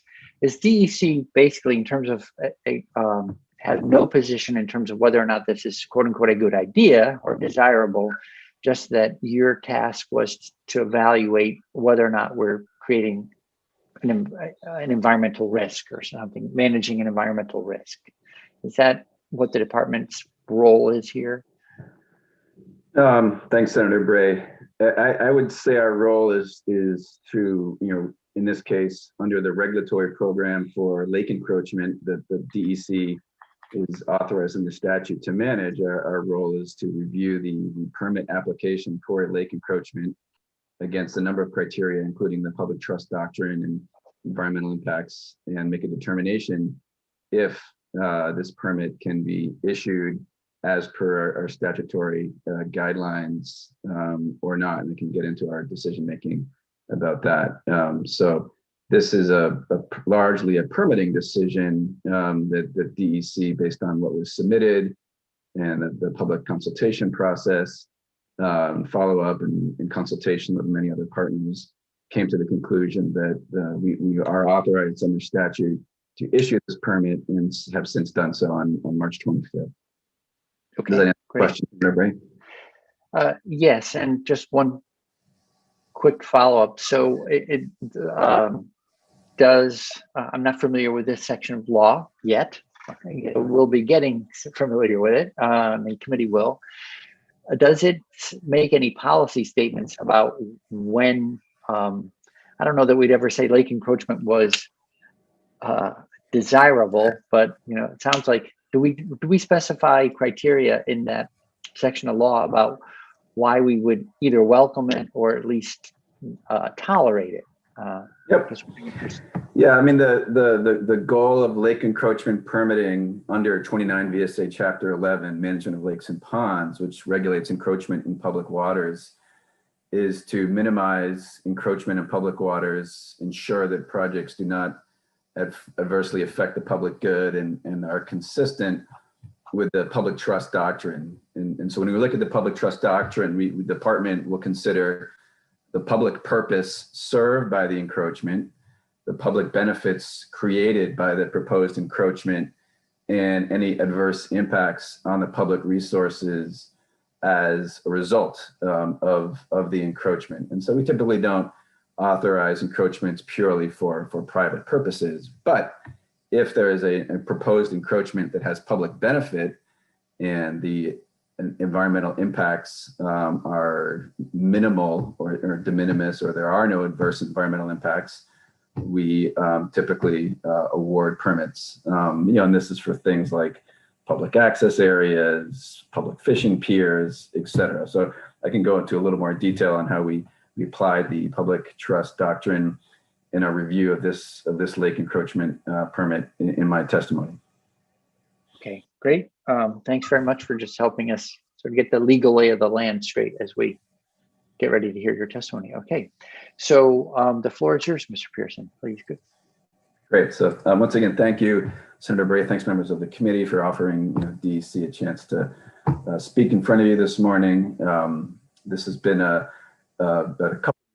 two-year effort to work with the Lake Champlain Transportation Company, the State Historic Preservation District, and other stakeholders to discuss and review this permit process for the reefing of the MV Adirondack in Lake Champlain to create a underwater dive site and add to the State Underwater Historic Preserve of dive sites. We've been working on this, as I said, since December 19 with this group of stakeholders to really review this proposed activity every step of the way and get appropriate consultation and input from different stakeholders and ensure that if we are going to, at that point, if we were going to issue a permit, that it would be, would comply with statute and be acceptable and address the concerns that we had, as well as those of others. And so the project proponents, along with their consulting partners, proposed this idea and a few years back, and that kicked off our review process, which was multifaceted. And so I'll get into the different aspects of that, and also a bit in relation to Lauren's comments and our responses to those comments. But it's involved working with the Vermont Department of Health, Waste Management and Prevention Division, the number of different federal and state agencies, as I mentioned, and the city of Burlington. So I think perhaps the best way to start the testimony is just to talk a little bit about the project purpose. So the purpose of this project is to create an additional site for Vermont's underwater historic preserve, which will increase recreational diving opportunities, provide unique underwater habitat that may be utilized for fishing or environmental research, and preserve a piece of Lake Champlain's maritime history. So in achieving the project's purpose, alternative reefing sites were analyzed, and the proposed sinking location was chosen specifically to minimize impacts to navigation and underwater habitat. And so as we engaged with the project applicant over the period of December from late 2019 through 2020 and up to today, we looked at all these issues that were raised by Lauren in her testimony. What are the potential for adverse environmental impacts? What really is the public good of doing this? And does that outweigh any possible adverse environmental impacts? What is the impact on fish habitat? How does this stack up against precedent in the lake? And how would this be used? And and I think that we were impressed by the applicant's sort of very careful and considerate approach to understand federal and state requirements for this proposed activity, comply with those, and document that in the process. So going through a few issues point by point, I think in terms of water quality, for the water quality issues, we are the stewards of Lake Champlain, the Vermont water quality standards, and we're well aware of the water quality challenges that the lake is facing. Looking at this project, we were guided by Environmental Protection Agency guidance on how to create artificial reefs through use of vessels, scuttling them or reefing them.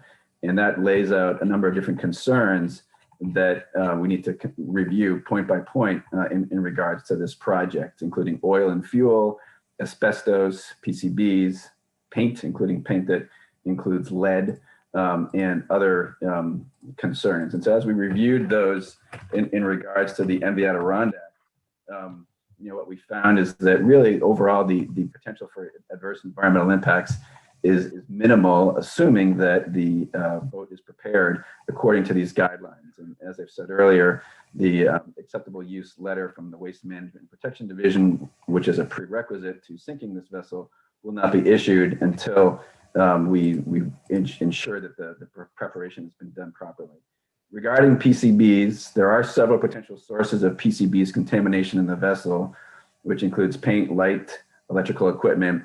Those are all going to be removed. And the paint sampling that was done in 2018 for the vessel only detected PCB in concentrations below the 50 parts per million threshold identified by the EPA. And so with the removal of any paint that can be removed and any pieces of equipment that will be removed, plus any trace parts of paint and hard to reach cracks in the boat that can't be removed, being below 50 parts per million, no additional action is required in our perspective regarding PCBs, and that there isn't a significant environmental risk from that source. And regarding asbestos, we looked at asbestos in the vessel, and the Vermont Department of Health reviewed these findings, and we concluded that there are no concerns related to asbestos with this vessel. Regarding paint, most of the paint on the Adirondack is epoxy and vinyl. We did test for lead in 2018, or the applicant tested for lead, I should say. Lead-based paint was found to be present on some wood surfaces. That'll be removed prior to sinking, and we don't anticipate any major issues regarding lead paint. And so, really, we don't anticipate that a steel-hulled vessel stripped of any oil, fuels, PCBs, asbestos is really going to pose any significant or long-term threats to water quality or to the underwater environment in Lake Champlain. And regarding the precautionary principle, we need to make science-based decisions on the information we have presently. At this time, we know what the Adirondack is built of. We know how those materials interact with the environment. The materials of concern have been addressed, and therefore we do not anticipate that there'll be any issues in the future. To the second point, about fish habitat, we totally agree with the statement that Lauren read, that this project will not adversely affect nor benefit fish habitat. But I would state that that's really not germane to this issue. The purpose of the project is to create an additional site for the Underwater Historic Preserve. And the purpose of this project is not to create new fish habitat. And so by allowing this unique underwater habitat to be created, which could be utilized for fishing or environmental research and preserving a piece of the Lake Champlain history, we're achieving the project's purpose. If by association, the presence of this structure attracts fish for whatever reason, and that makes it a more beneficial dive site, and that has benefits to the local economy, that's a great secondary benefit. But it's again not the principal purpose of this project.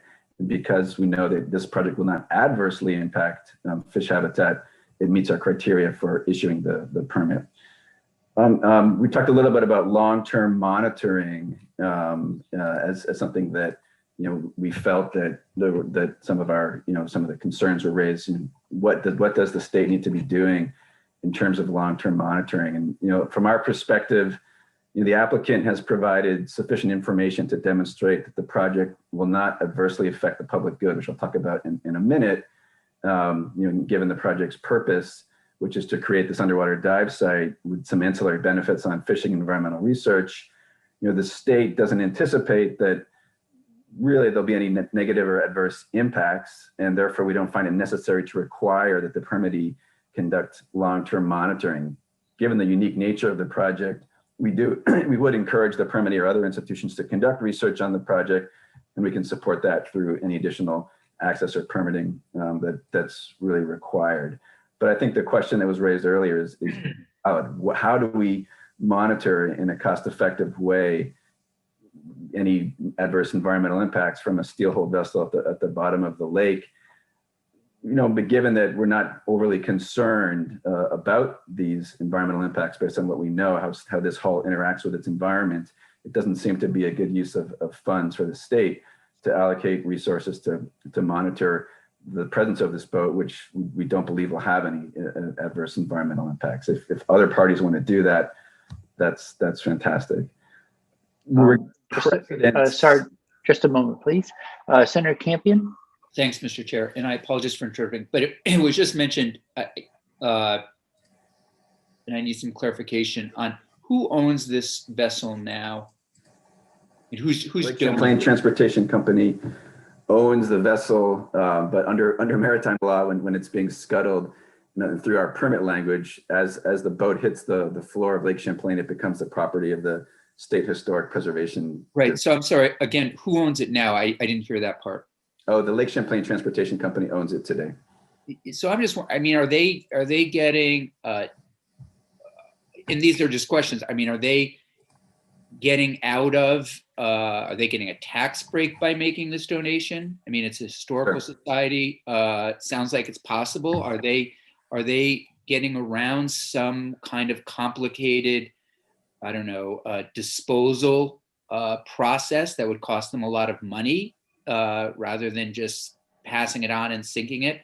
Again, and to me also, so I'd like those questions answered. And it sounds like this would in some ways benefit a very small, dare I say, well-to-do part of society, people that can afford to go down and really examine and benefit from this. It's not, those are just, again, some of my concerns, but I am interested in whether or not there are tax benefits to making this donation and what would happen if the ship were just disposed of in a more regular way.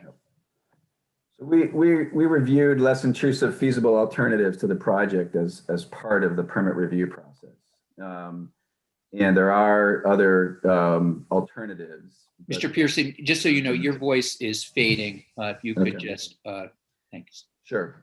So we reviewed less intrusive feasible alternatives to the project, and there are alternatives, including creating a static site on land, creating a static site on the water, such as at the shoreline, scrapping the vessel or selling the vessel for continued use elsewhere.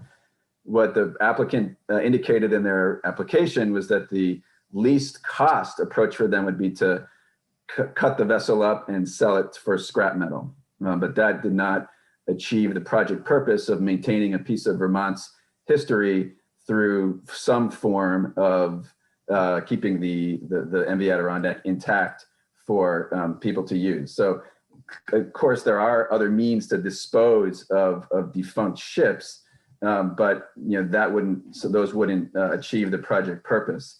So I think that what we found was that the sinking of the MV Adirondack, in accordance with the conditions of the permit, is a less intrusive feasible alternative that achieves the project purpose. I'm not aware, to your question, Senator Campion, of any tax breaks that the Lake Champlain Transportation Company would obtain by sinking the vessel in this way. But what I can say is that it's more expensive for them to prepare the vessel for reefing and reef it according to our guidelines than it would be to just scrap it. And so they are not taking the least cost option in interest of preserving this piece of Vermont's history and adding it to the the Underwater Historic Preserve. To your second question, about public good, the applicant has the burden to prove that the proposed project does not adversely affect the public good. And that's the lens we look at the permitting through. And so what we found was that, this, upon sinking, because this will become part of an underwater historic preserve, be managed to promote the public good and public trust uses of the water, add to the underwater historic preserve, we find that this project is inherently a benefit to the public and therefore meets that public good criteria, particularly when combined with the sort of de minimis known environmental impacts that the project will have. There's currently, as was mentioned, 60 shipwrecks. There's 10 wrecks already at the bottom of the lake in the Vermont Underwater Historic Preserve. And as we noted, there's not a shortage of vessels today to serve as an artificial reef or dive site. However, all those vessels are wooden. They do get a good amount of use. So it's, Senator Campion, I think you're correct. It's not everyone that dives to the bottom of the lake, Right. but it is in the numbers of hundreds, over the course of a summer diving season. And maybe this vessel will increase that number and attract more divers. Essentially in our opinion, this is a better way to serve the project purpose than to, destroy the vessel via scrapping it. And I think the fact that there'll be public displays on the lakeshore will allow, other people who are just walking down in the Burlington waterfront, and this is a requirement of the permit, to understand, a little bit about the vessel, its history, and how it's serving, underwater recreation today. So it's what we believe is, the cumulative impacts from the project are minimal and outweighed by benefits to public good, and that allows us to proceed with the issuing of the permit. I had a few more remarks, so I'll try to wrap. Mr. Pearson, if you could just also, Mr. Chair, if I may just do one follow-up Yes. there. Thanks. Please. What is the most historic event, or why is this so historic? I mean, the battle, what makes this vessel so historic? This is a ferry. It's one of the oldest ferries. Up until last year, there was an operation in the United States. I'm just looking for my notes on that point, Senator. It was built in 1913, and it's been operating in Lake Champlain since 1954. And so Lake Champlain Transportation Company goes into a lot of detail in their application about the historical significance. Okay, I can take a look at that. This boat. Thank you very much. So just wrapping up, again, on precedent, for us, this is a very purposeful sinking of a historic vessel to be added to the Underwater Historic Preserve, being done to very strict EPA guidelines to address environmental concerns so that it's as clean as possible. And it's not junk that's being mindlessly disposed of. I think the state agrees with Senator McCormick or the Senate Institutions Committee that we should not be, treating the lake as a junkyard. We've considered the precedent issue in the permit, and we basically believe that provided this one additional artificial reef adequately supports public good uses, including recreational diving and historic preservation, the creation of any additional reefs within public waters of the state would be considered excessive. So we view this as a one-time, one-off permit. This is a very unique situation given the historical interest of this boat and the presence of the Division for Historic Preservation as part of the application process. And so really, as I see it, until there's a day that there's a wait list of people trying to dive on the Adirondack, which is unlikely, but until that ever happens, any additional request for a project like this would be denied, as it would be excessive and unacceptable cumulative impact. And so this is a unique project that we view as adding value, and therefore acceptable to add to the Underwater Historic Preserve, but not something that we want to replicate anywhere else. Mr. Pearson, just a quick question. Who the Division of Historic Preservation is the contact that the committee could talk, who knows about this project? Who would we reach out to there for more information? Yeah, Senator Bray, I'll have to get back to you on that, unless Lauren knows the name of the contact offhand. Yes, Laura Treishman. Could you spell the last name, please? One moment, let me just pull up my email because it's a long line. I want to do her justice there. So Senator Bray and members of the committee, I think I'll conclude my remarks by saying, upon review of the application materials as well as public comments, we did hold a public hearing for this early on in the process. About 50 people came, and they were all supportive of this project. There's a survey that the applicant did on their website to gain information from the public about this project, and it had similarly supportive results. So based on the application materials, public comments, the findings made in our draft permit, which was put out on public notice, the permit, the department continues to include that the applicant provided sufficient information to demonstrate that the project will not adversely affect the public good and will provide a public benefit in the form of a new dive site and preservation of the ferry as part of Vermont's underwater historic preserve. The project passes the public good determination test as outlined in our procedures, and it meets the requirements of the public trust doctrine. And it's for those reasons that the Department of Environmental Conservation issued this permit. Thank you very much. Okay, thank you. Any committee questions for Mr. Pearson before we go back to Ms. Sofer? So one, you are going to help us out with a name at Historic Preservation. Yes, so Laura's last name is spelled T as in trout, R-I-E-S as in salmon, C-H-M-A-N-N.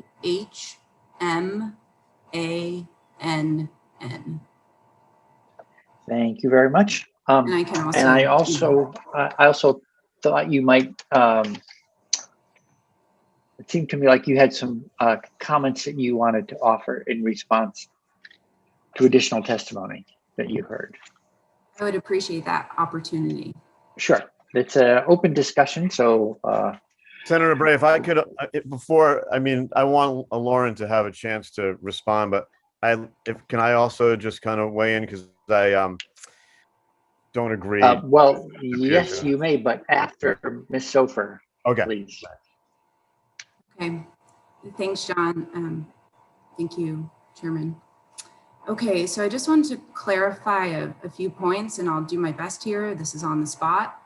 So just to clarify about fish habitat, we aren't alleging the project is focused on fish habitat. I was correcting misinformation and misperceptions from previous testimonies and conversations. So that was why I specifically outlined that today. I just wanted to clarify the basin program's position and Eric Howe's position. So the Lake Champlain Basin Program, LCBP, and this is a quote from an email from Eric. Quote, I would like to clarify that the Lake Champlain Basin Program does not take positions in federal, state, or local decision processes, and to that end does not have a formal position on the proposed sinking of the MV Adirondack, end quote. I broadly want to raise to this committee what is best for our Vermont community. Social justice is environmental justice. And I just want to raise the context of diversity, equity, and inclusion, truly. And there are 4 other sites that were mentioned by the Lake Champlain Maritime Museum, who oversees the UHP. Again, they are contractors here, and I encourage you to reach out to Susan McClure, who is the executive director of the Maritime Museum. By no means do I want to speak for her. But she did send along summaries of the 4 alternative sites that could be a part of the UHP that are already underwater. And when I bring up the idea of inclusion, I am directly referencing the snorkeling option, which is just off the shore in Burlington Bay. And sincerely, that could bring thousands of people. And snorkeling is much more accessible than diving, for reasons that are quite clear, I think, in terms of how much it costs to get the training and have all of the proper equipment. There was public outreach, and I was at the public meeting. It was not an official meeting. It was suggested by Misha Setner, who I've been in contact with throughout this process, who was the permit analyst on this project. And I would say I was absolutely in the minority, and the majority of the folks at that meeting seemed to be divers. So I just want to say, how was that meeting? How did they go about calling for that meeting and distributing, especially that was a week before the governor called for the shutdown because of COVID. So COVID has not been mentioned once in this process. And I think that's really important to mention. People were worried about their own health, the health of their families, et cetera. And I don't think even if there was outreach around the ferry at this time, and that's the outreach is summarized in their response summary, DEC's response summary, but I think let's hold this in context. Is someone going to prioritize the ferry or their personal health and their family's health during a global pandemic. And, you know, in regard to the survey, how was that disseminated? Was it disseminated in different languages? Could folks that didn't have internet access, you know, take the survey? I just want to bring up these points because there are ethical and effective ways to go about disseminating surveys. And I appreciate, you know, that a best effort was put forward, but if we do need to just think about this broadly. So those are some of the points I wanted to raise, and thank you for giving me the opportunity to do so. And I can provide more information on the 4 other sites. Okay, thank you very much for the additional information. And now I'd like to turn to Mr. Groveman, and good morning. And could you remind the committee of the VNRC's not just position on this, but also connection to the permit, for instance? John, Permit. John, are you proposing that we sync something of yours, one of your old cars, or? Well, I actually, I've currently inherited 2 old cars. So yes, that would be. Are they historic? personal benefit. In any way, are they historic? Well, you know, I guess it depends on your perspective, Senator. They're junky. I don't know if junky equals historic, but so just for the record, my name is John Groveman. I'm the Policy and Water Program Director for the Vermont Natural Resources Council, and I'll be pretty brief. And I really appreciate this opportunity. This is happening really fast. I was actually watching Act 250 hearings in the House, you know, when I got wind that this was all happening. But so VNRC is working with Lake Champlain Committee and Lauren and Lori Fisher and Conservation Law Foundation on this issue, and specifically on the review of the lakes and ponds and encroachment permit. And so we're all working together. I agree with everything that Lauren said. Technically, I'm not going to repeat that. When my contribution to the groups that we're working with on this is really in the dealing with the public good and public trust analysis. You know, I have a lot of experience with this issue. I was the director of the Water Resources Board for 2 years that heard appeals of lakes and ponds encroachment permits and set the precedent for how you interpret the public good and implement the public trust in Vermont. So I have a particular expertise in that issue and interest in how public good and public trust are implemented, you know, as we go forward, and as that authority now rests with ANR and the Environmental Court. So I just want to briefly kind of talk about the issues related to the public good and public trust. So, and you should hear from Mike O'Grady on this. He has a lot of expertise on it as well, and I'm really interested to see what he has to say. But the way the public good, public trust analysis for this encroachment permit works in Vermont is it's a 2-pronged analysis. First, you have to look at whether a project is in the public good, and that's defined in the statute as would the project be for the greatest benefit of the people of the state of Vermont. And I'm just reading this, basically the statutory standard. So that's what the statute says. Will the project be for the greatest benefit of the people of the state of Vermont? There have been a lot of debates about that over the years that the Water Resources Board had to resolve. And the precedent is clear that a project has to have some public benefit to meet this test. It can't be a purely private project. There have been private projects proposed over the years that in order to meet the public good test, you had to put a public component into the project. There have been projects denied because they did not have a sufficient public component and were not for the greatest benefit of all the people of the state of Vermont. I think this project, as Lauren alluded to, raises some really unique issues that the Water Resources Board never tackled, and I think are really important issues that I don't think that the Agency of Natural Resources has analyzed fully and properly.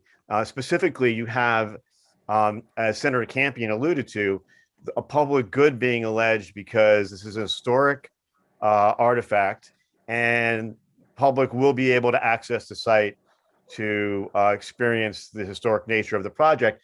But the really unique part about this is that it's the diving community, which we're looking into how large that community is. Interesting question about if the standard is what's in the greatest benefit for the people of the state of Vermont. Who are the divers? Are they from out of state? Are they from in-state? What is this community? And I think Senator Campion really hit on a point that we're looking at, which is this is a very privileged community. People have to have the means to buy the diving equipment, and this is not everyday people are going to be able to access the site. So I think a really legitimate question exists. Is this in the public good if it really is serving this unique and community that will have access to this site? So that's issues we're looking at. We're actually, the permit was issued. Mr. Pearson went through the comments and, the agency didn't agree with us, and that happens. And so we're looking at, and the next step would be, do we appeal the permit to environmental court? And we're looking at that issue. And this issue of public good is a huge part of our analysis. Even if the agency finds that the project is in the public good, there's a second part of the test, and that is, does the project interfere with public trust uses? Now, this is laid out in the Water Resources Board precedent. Public trust uses are basically, in layman's terms, swimming, boating, fishing, and water quality. And, the public trust doctrine, and Mike O'Grady could speak to this, better than I can as your counsel, but it's a doctrine that has been around in the United States for hundreds of years that basically says waters are held in trust by the government for the people, and those public trust uses need to be protected. We protect those uses, as this committee knows well, through the Vermont water pollution control laws and the water quality standards, but we also protect the uses themselves through this encroachment permit. And the encroachment permit is the mechanism to make sure that a project, even if it has some public component, doesn't interfere with those core uses of public waters. There are real questions that we raise in our comments about interference with the waters. Lauren went through those, the water quality issues. Boating, we're looking at whether or not the agency sufficiently analyzed potential interference with boating uses all year round when there are many boats on the lake. Those are factual issues that we're looking at. But I think the bigger picture is when you're balancing the risks of interference with public uses and the tenuous nature of the public good, is this really what we want to use our public waters for, to basically to be a depository for waste, which is really what the ferry is.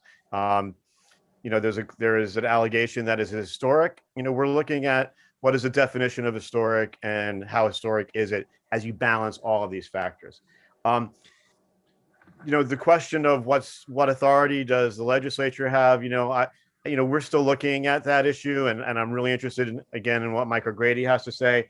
But really, what I think where we're landing as a policy matter is that we shouldn't be dumping anything in the lake without a policy about, is that in the public good, given the issues that I just discussed? If it's allowed, to what extent, how many ferries, which bodies of water, other boats. I'm hearing for the first time from Mr. Pearson that this is a one-off. Nothing in the permit says it's a one-off.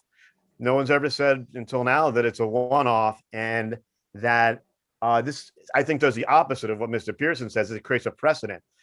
I think the agency is looking to the last time a ship was sunk for a different reason, and they're saying, well, we did it before, we could do it again, and then they went through their analysis, which we don't agree with.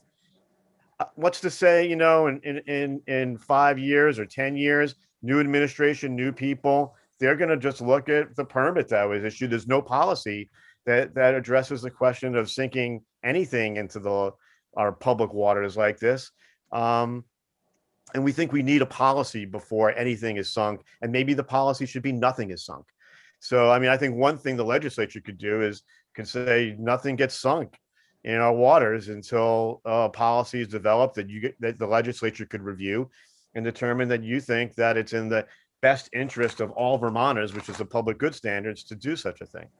So that's basically our position.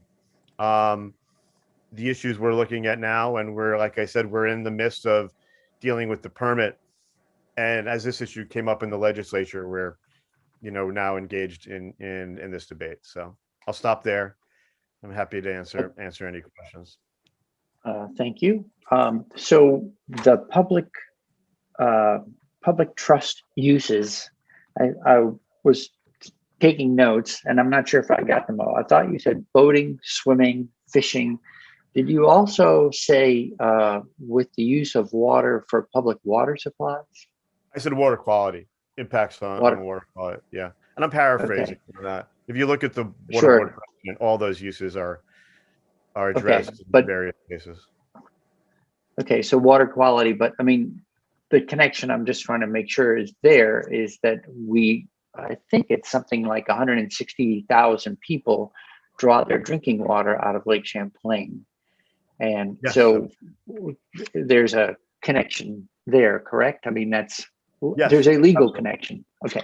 Absolutely. Yeah, absolutely. I think it's typically if you look at the cases on this, it's about marinas and docks, as I think Mr. Pearson accurately said. It's not typically about sinking things in waters that could have impacts, especially when that water serves as a water supply. Okay, great. All right. So as with many issues that come into committee, there's more to it than meets the eye at first. So we're getting a sample of that this morning. So let me just follow up with committee members. Well, first, let me pause. Thanks, Mr. Grobman, for sharing some information. If anyone who's already provided testimony want to respond, we are sort of turning this a little bit into a discussion as well. Mr. Pearson, did you have anything you wanted to add?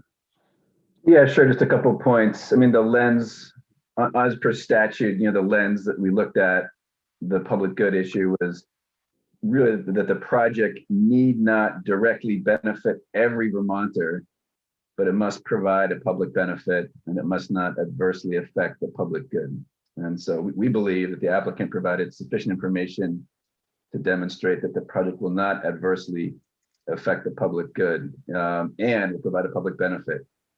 To the question of boating, there was a lot of research, consultation with the Coast Guard, observation of the site where a buoy was placed in the summer of 2019, and discussions with the Lake Champlain Transportation Company about ferry routes and other navigational channels.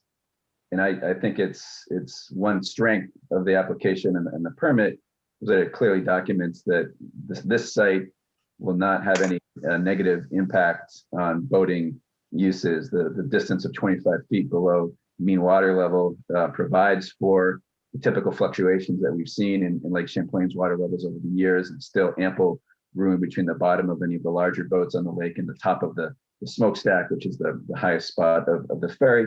And it's out of the way of principal navigational channels, as evidenced by the input from the U.S. Coast Guard on that particular issue. And I think that the use of public waters and the defined uses of our public waters, boating, swimming, recreation, aquatic biota, public waters supply, we don't believe that this activity will adversely affect the public good or any of those public uses. So those would be two elements of response to the point that Mr. Grobman made. Thank you. I'll stop there. Okay. All right. So in terms of follow-up, we're scheduling Mr. O'Grady. He was already scheduled to be in, but now we're scheduling a full appointment on this issue because it seems as though we're going to need more testimony than what he can deliver while already in the room on another bill. Other suggested, I took the name of Laura Trishman from Historic Preservation so we could connect there. Lake Champlain Maritime Museum has had a role in helping turn diving into help, I guess, make people aware of dive opportunities around the state, around the lake in particular. So we can connect with someone from Lake Champlain Maritime Museum. Do members of the committee have any other suggested witnesses? Senator Campion. my only recommendation, Mr. Chair, would be just to focus on our jurisdiction. I mean, we're not going to get into the position of determining whether or not this is historic or not, or, you know, talk with the diving community. I think it's really what are the possible environmental impacts of sinking this vessel. It could be, I have a lot of respect for Laura Tishman, and if she determines this to be, you know, an historic vessel, that I appreciate that, but I'm not going to hear anything. I want to hear around the environmental impacts of this, and that is where I think our jurisdiction lies. And otherwise, I think this could take up the entire rest of the session. So that would be my only recommendation, is to stick with what are the environmental impacts and what is it that we can or cannot do. That's my suggestion.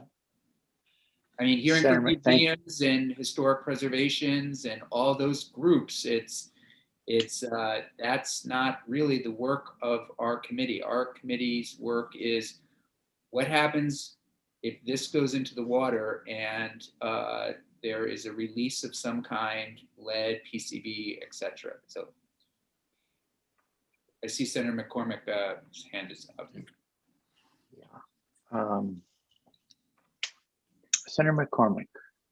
Thank you, Mr. Chairman. I agree with Senator Campion that I'm troubled by the contamination possibilities, and I'm aware that the project, as studied, conforms with various standards of acceptable levels of things like PCBs. But we have a fairly disturbing history of what is acceptable changing over time, and what is considered to be an acceptable level at one point turns out to actually not be. And there is something called the Cautionary Principle, which really has to do with who bears the burden of proof.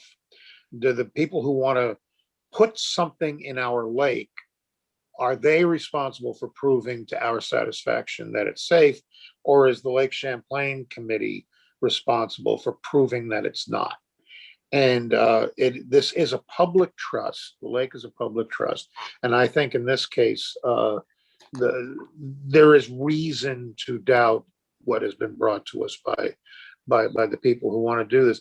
I agree with Senator Campion's concern, but I would define our jurisdiction maybe a little bit more broadly, or maybe a lot more broadly. We are not the Anti-Contamination Committee, we're the Natural Resources Committee. And I think the lake is a natural resource in many ways. And now I'm going to do a disclaimer. I admit it is chock full of recreational craft. It is ringed by human development, and it has a long history of being abused by both New York and Vermont. That's true, and even to this day, we're dumping phosphorus in it. And at times, when things go wrong, we're dumping sewage into it. So I'm reluctant to say this is sacred ground. I think it should be, but it is a matter of seriousness that deserves to be treated with respect. This is part of how we, the people of Vermont, define ourselves. The lake, the geography of the lake defines the state. When I taught a college course in Vermont history, early in the course, students would often complain that this is supposed to be Vermont history and everything you're talking about happened in New York. And what I say is everything I'm talking about happened on Lake Champlain. And that's Vermont history. We're part of the Lake Champlain history. The Battle of Valcour Island and Burgoyne's failed invasion and so on. But it's also going way back even before Europeans were here. This was an avenue of war and an avenue of commerce. And I think we need to have more respect for our lake. And so I think we start with contamination possibilities. PCPs are no small matter, and similar problems. But also, I think even beyond that is just I don't suppose we should, I mean, maybe we could put a little roller coaster on the State House lawn and make it more attractive to tourists, but I don't think that's a very good idea. That's all. Right. There's probably people we'd buy a free ticket for even. Okay. All right. So Mr. O'Grady is scheduled to be in tomorrow at 11. Passed along us some questions to him while we've been here. So, and let me pause there. So I want to make sure that we give Mr. O'Grady a heads up on all our questions so he can be as well prepared as possible.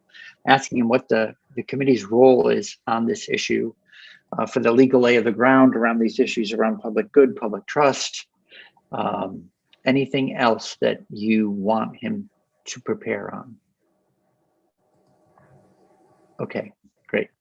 So thank you, everyone. It's not very often that we talk about scuttling ships in the committee, but now we're started. So with that, we have actually finished our formal testimony for the morning. And I did want to spend a few with committee members talking about work for the balance of the month of April. So thank you, Ms. Sofer, Mr. Pearson, Mr. Groveman. You're welcome to stay or go. There's probably something more interesting happening than our committee to-do list for you, I'm betting. Thank you for the opportunity. Take care, everyone. Okay, bye-bye. Take care, everyone. Thank you. Bye. So, committee, I wanted to check in. I have like 8 items that we've had on different burners, some hotter than others on the stove here. So on the Bennington water issue, so let's double back to that one since we were just talking about it yesterday. Senator Campion, are you looking for the committee to do any more digging on the Bennington situation? Or are you're mostly informational at this point, like you Thank you. needed? That was very helpful yesterday. It provided me and I think the committee with a lot of important background and had questions answered. The next steps, there are a series of conversations and testimony that will be taken down here in public comment periods that will go, I believe, through May. So I'll just keep the committee abreast if anything else arises that it seems as though there's action needed from us. But I appreciate the committee's time and I certainly benefited from hearing from our various witnesses. So thank you. Okay, thank you. Yeah, there's, and you know, it's, I appreciated that we got to go through that because we hope we don't have to deal with that with other towns, but there's a lot to learn from what happened in Bennington. And we know there'll be other exposures elsewhere at other times. So H108, that is the wetlands bill that we did a walkthrough with Michael Grady. We heard from Warren Coleman. You know, some people describe it as closing. Jim Dumont was in. Mr. Groban was in last week. I'm just trying to see if what the committee's appetite. It seems like a fairly discreet and narrow bill that addresses what's been described as a loophole. Is that something that the committee has interest in trying to close this year? In other words, that we would advance that bill, bring it to the floor. 108, the wetlands bill. Any thoughts there?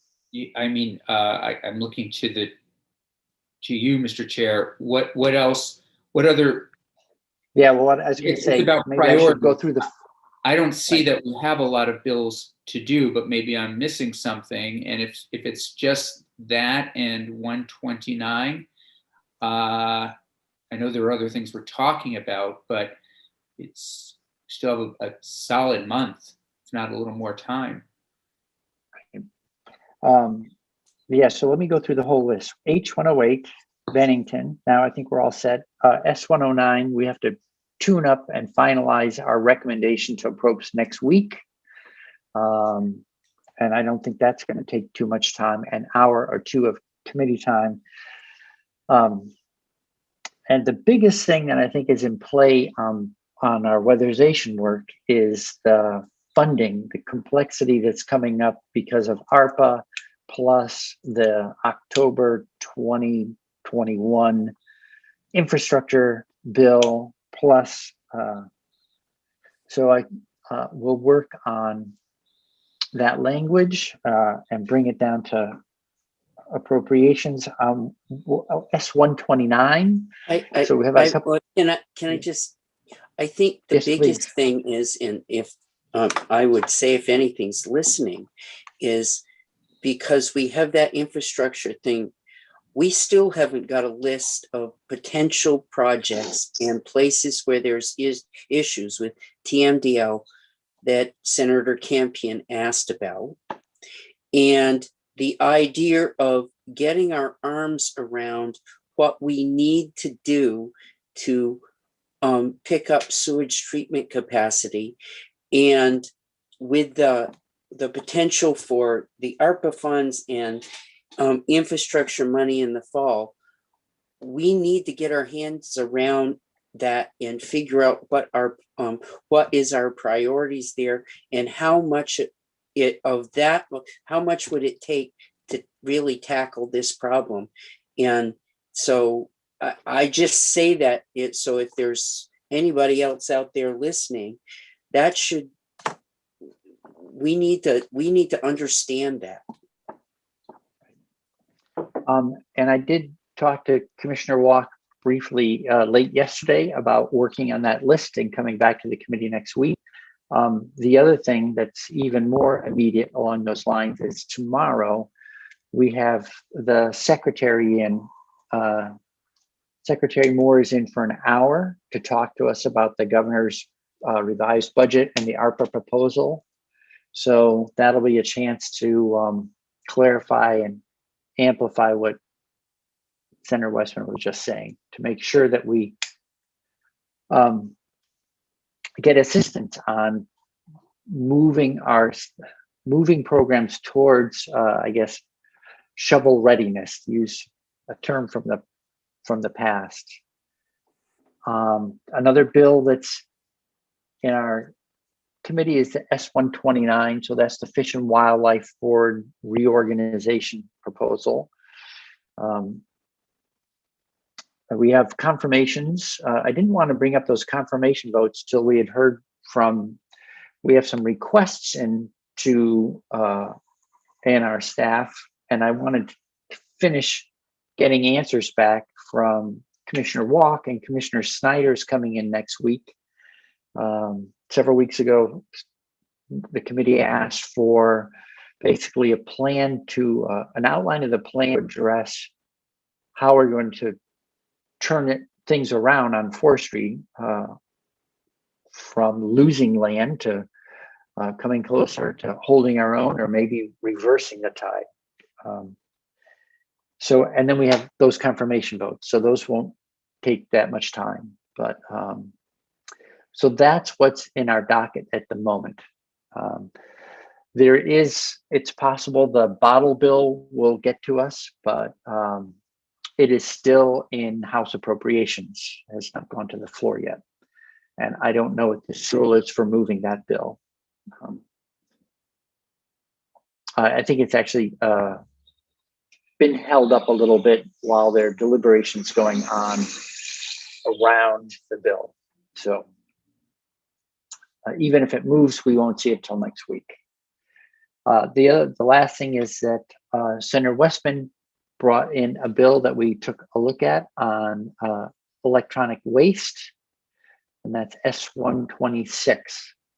So I don't know, Senator Westman, if you had anything you want to say to your colleagues about your hopes for moving that, or just getting it introduced this year and we actually dig into it next year. I don't know what your thoughts were. Let me get you a list of people to testimony and to testify early next week, and you can make a judgment. I am convinced that the producers of all of these electronic pieces that need that we could do better in taking care of the waste than we're doing now, and it's something that was put in place 10 years ago, and I think that at some point we need to take it up, and it doesn't have to be between now and the end of the session, but I think we should get a jump on it. Okay. And then last but not least, we have S119, the Community Scale Renewable Energy Bill, which we've had quite a few witnesses in to hear about how might we promote in-state generation and what would some of the repercussions be. A narrower piece of that relates to the governor's original proposed budget, which allocated $10 million to low-income renewable energy generation. So it would be possible to take that bill, skinny it up, and focus just on low-income renewable energy for this year. That's another possibility. So anyway, I mentioned that list of 8 things to see if we don't need to decide right now on the fly, but I would like to understand where the committee's interests lie between here and the finish line, because we can get some things done, but we should prioritize which things we want to take on versus stage for next year. Senator Campion. Mr. Chair, what is 119 hasn't made crossover. Certainly, I just put in my bill. So I'm just trying to, one of my worries, I guess, put it this way, is taking testimony, starting serious testimony this year on things and not passing them. Because once we all go through 6 months of not being here, you have to go back and review, and I think that's just part of the process. I would rather jump into things that we end up passing rather than doing a halfway, take a break, and not getting to them until January. I think it's easier for our witnesses and senators and advocates. So even if they don't make it, yeah, that's my worry, if that makes sense. I hate to, Sure. like my bill, given what I consider the importance and the number of witnesses that will turn out, doing a halfway job at this point doesn't seem to make sense. So that's just another thing to keep in mind. The Fish and Wildlife bill. Yeah. Yeah. I'm sure you're right that it will, if we go too much further, it's going to draw broad interest and Well, as it should. I mean, we have Right. a full month in this committee, and I don't see that it's maybe I'm wrong, but it doesn't seem that we're swamped as might not be, so it sounds like we could get to some of these things, and if the goal is to get to them, it's great. And I guess if they didn't make crossover, though, I don't want to work on something that we can't bring to the floor and just learn that at the end. So that's, I guess, my concern. So maybe it's Sure. you talking with the corner office and seeing what we can bring to the floor, what we can't bring to the floor this year to help navigate our direction. I would say, not talking about this, when you go to the President Pro Tem's office or the coroner's office, if the feds do an infrastructure bill, we need to be able to keep up with what's going on. They're going to ask the Joint Fiscal Committee to accept different grants and things. We, as soon as they know something better or more about that, are going to need to be apprised of that as a committee. If natural resources in environmental conservation aren't going to have the rules around the ARPA stuff out until May, it's going to be right after we leave. And, you know, I'm concerned about the next 4 weeks, but I'm concerned about this year with all this money coming down on important issues like sewage treatment and weatherization. We're going to need to have some time to look at those issues out of session. Yeah, I agree. I mean, there are two major pieces that are going to get sorted out once we leave, and they have an impact on our work for years, plural, to come. So I've had some preliminary discussions with the pro tem because we're going to be in this position, as will some other committees. And my thought was to find a way for committees of jurisdiction to come back together again, whatever it is, for a day, maybe it's 2 days, whatever, not long, but once we have rules and guidance on both the big infrastructure bill in October, maybe perhaps, and the details of the rules on the American Rescue Plan in May, so that we can then make informed recommendations to the Joint Fiscal Committee that will, as I understand it, be in the position of saying yes and no to proposals that will come from the administration. So last year, it was non-ideal because there was so much timing pressure that Joint Fiscal had to speak on behalf of everyone. But my understanding is they'd rather have committees of jurisdiction weighing in, evaluating proposals and providing them, even if they're the ones doing the voting in the end, providing them with information so that they can work with us. So that's still being figured out. But I think your point's well taken, Senator West. Okay, well, that's it for today. So we're back tomorrow morning. First up at 9 a.m. is Julie Moore, and then 10 a.m. is Mr. O'Grady and Mr. Porter on the wildlife management bill, and 11 a.m. is the scuttling of the ship Adirondack with Mr. O'Grady. Okay, so, and that's tomorrow, and that's if you have anything else you want to add, let me know. Senator McDonald. Is either are we discussing the scuttling of the scuttling, or is this or the unscuttling of the scuttling? Or the torpedoing of the scuttling. All right, who knows? Okay, so let's